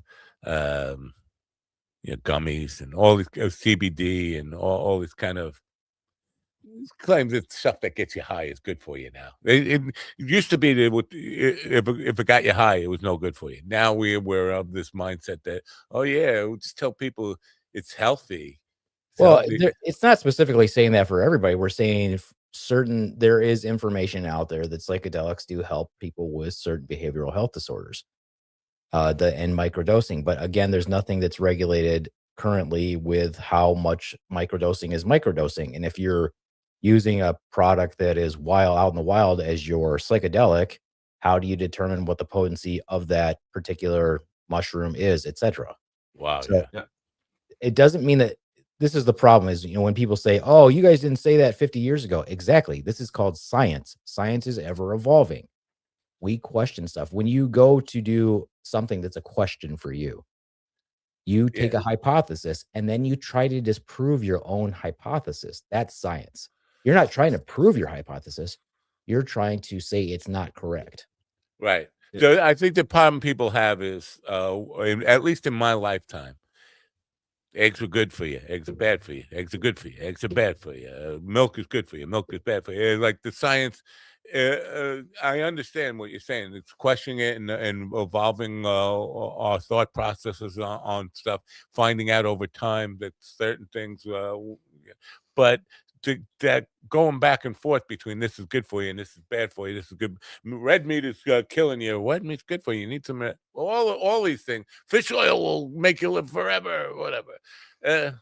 Well, there's a difference between what's popular opinion and what's scientifically based. Right. So I'll give an example. When I read an article about something, I'll look at that and be like, okay, this is interesting. Then I will look for a meta-analysis, which a meta-analysis is where they take everything that was written about this particular subject, and then they analyze that to see how accurate that truly is. That's what you're looking at. It's stuff that's in popular opinion. When people say, well, what about this to me? I'm like, I don't freaking know. What's the research on it? Is there enough research on it to say that this is important? There's things that we do know that's important, 100% for sure. For example, vitamin D. We know that there's receptor sites on majority of our cells in our body for vitamin D. And if we're low and we don't use it, that's a problem. And how do we get vitamin D? We synthesize it from the sun, but most of us can't synthesize enough vitamin D from the sun. Now, my question is about as far as vitamin D goes. Like my doctor prescribes vitamin D2, I believe it is. Mm-hmm. Now, I don't see that over the counter. I see D3. And what's the difference between D2 and D3? That D2 does not appear to be available over the counter, but D3 is. D3, if I remember correctly, gets synthesized in the body to D2, whereas D2 is already the more potent absorption form of it. So one's cholecalciferol, I think, and the other one's ergocalciferol. I take RDD2 or 2DT2. DDT. You look like you've been exposed to DDT. That's probably more like accurate. So the D3 helps me make D2. Okay. I think. Don't quote me, but I'm pretty sure that's what. Oh no, I'm not going to quote you on it because I was just curious because I know. Are you guys the top science podcast yet? Just because I popped in for 5 minutes? No? Yeah. Yeah. I got a D4. WD-40.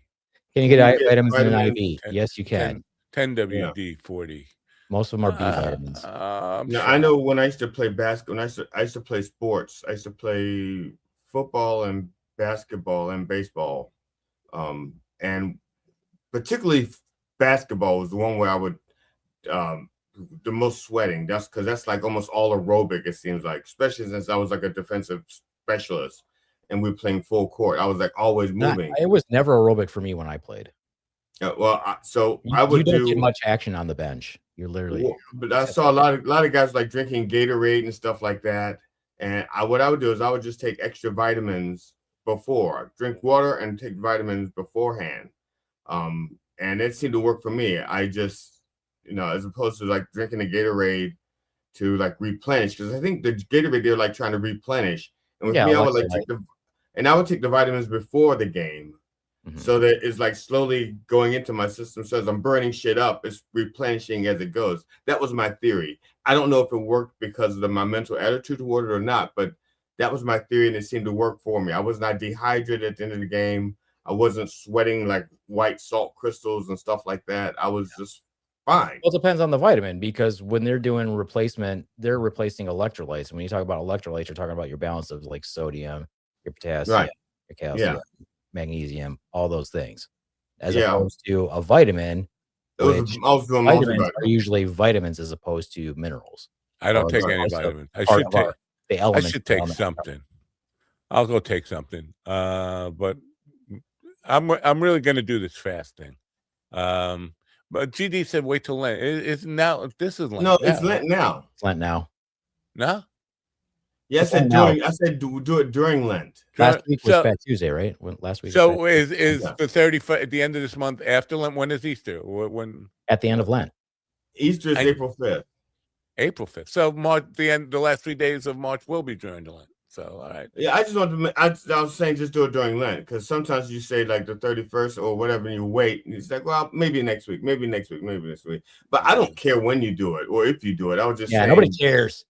No, because we had that guy on who said Sundays was like an out on Lent, right? Sundays don't count. Yeah, and if you count the 40 days between Lent and Easter, the Sundays are like excluded. So you have 40 days between Lent and Easter if you don't count the Sundays. And I'm pretty sure that's not the way it went in the good old days. Strange take, not quite correct, but strange take. I lent you my Bible. Everyone has been complaining about too many chemicals in our food, and now it looks like we need more chemicals. I don't think that's true. Well, it's a different type of take. We're not the chemicals that we're talking about are not the same thing. You're talking about estrogens, phytoestrogens, and pesticides, growth hormones, pesticides, GMOs, all those things. Antibiotics. That's not the same thing, Heavy Kev. Yeah, and antibiotics. I'll give you an example. People will take silver or use colloidal silver because they insist that it does this, this, this, and this. What is our daily recommended intake of silver? Does anybody know? I'm going to say zero. It is zero. We have no need or reason to ever take silver. I've been eating dimes for a long time. I just pop a dime in my mouth. Now, copper, I do a little bit of copper. And iron, I love my iron. Well, you can have you can take in too much copper if you don't metabolize it correctly. And then you can get a condition called Wilson's disease, which is really hard to find because most of us won't think that, oh, we should look I for always Wilson's. like to say, you'll never take me alive, copper. This guy needs to do stand-up. Give this guy a mic. This guy knows what I'm talking about. There you go. Right? I don't get it. You take me alive, copper. Okay. You know, for some reason in Great Britain, they call them, instead of calling them cops, they call them coppers. Copper. He's a copper. Well, didn't you hear Swan? She said they call it a cop shop. He's a copper. Oh, the cop shop. Where I come from. All right. Well, let's end this thing. Put us out of our misery. I appreciate. I'm putting you guys out because I'm going to play a video. I'm putting you guys out of your misery. Just to say, Beav, I'll reach out to you a little bit later because I want to get on your podcast to promote. Is everybody can just tell me when they want to be in my podcast now. I said I want to. I said I want to. I didn't say I can. And just because we're so big in Norway, everybody's like, "Oh, let me be on your podcast." He wants to promote his copper business. He's a copper. You copper. Yeah. A proper copper. All right. So tomorrow, Wendy Hawkins and some other dude is going to be here. I forget what the other dude was about. You remember what the other dude was about? Hold on. Let me see. Who's the other dude? He was about this tall. Tomorrow. What is tomorrow? Why am I in February? What's going on there? Tomorrow.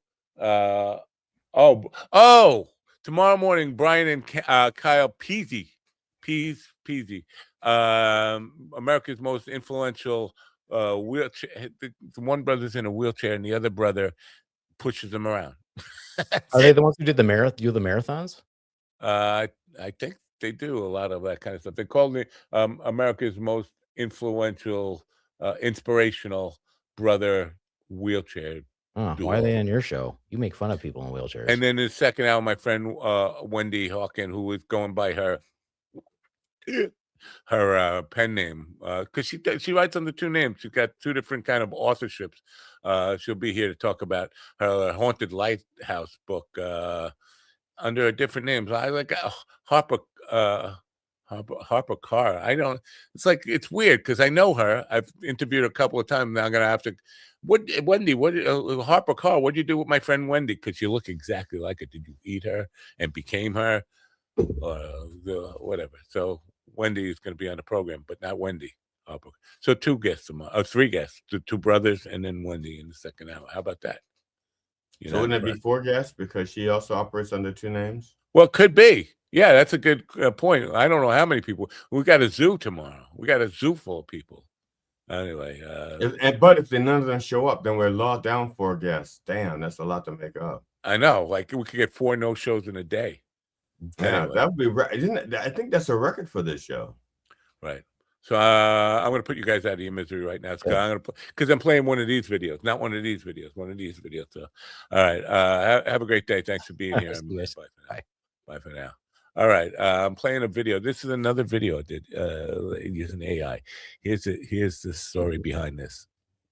The girl I mentioned before, the one I went across country for and blew that whole thing up. I haven't seen her in 50 years, but I kind of drew her. I drew her for AI, and I drew this picture and I showed AI this girl and have her sing this song. It's remarkable. What I can do because it looks like her come back to life. The song is called Making Love. It's a song I wrote 15 years ago. I sang it. Mikey sang it. We've done several renditions of the song, and then I did this thing with change a voice to a female voice and put it into this. This is Making Love. Here it goes right now.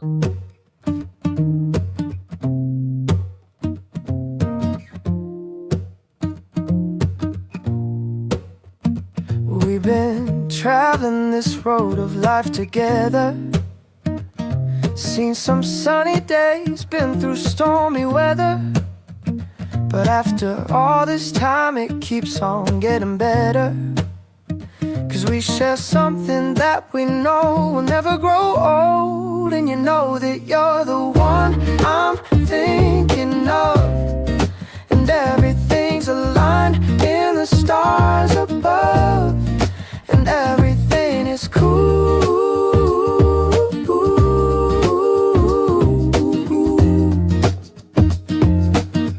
When we're making love.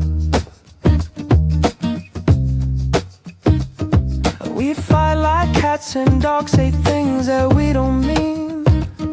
I like the makeup sex that happens in between. And you know you're still the best thing that these eyes have ever seen.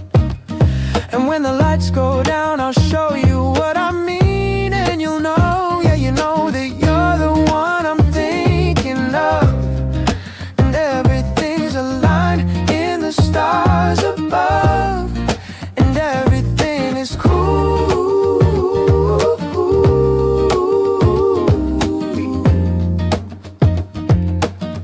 When we're making love. And you know that I'm crazy about you, baby.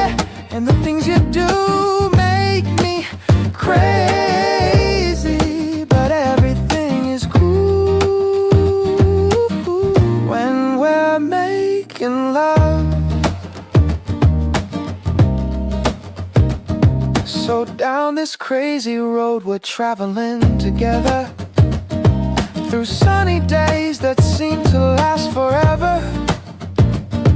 We know it's always gonna keep on getting better.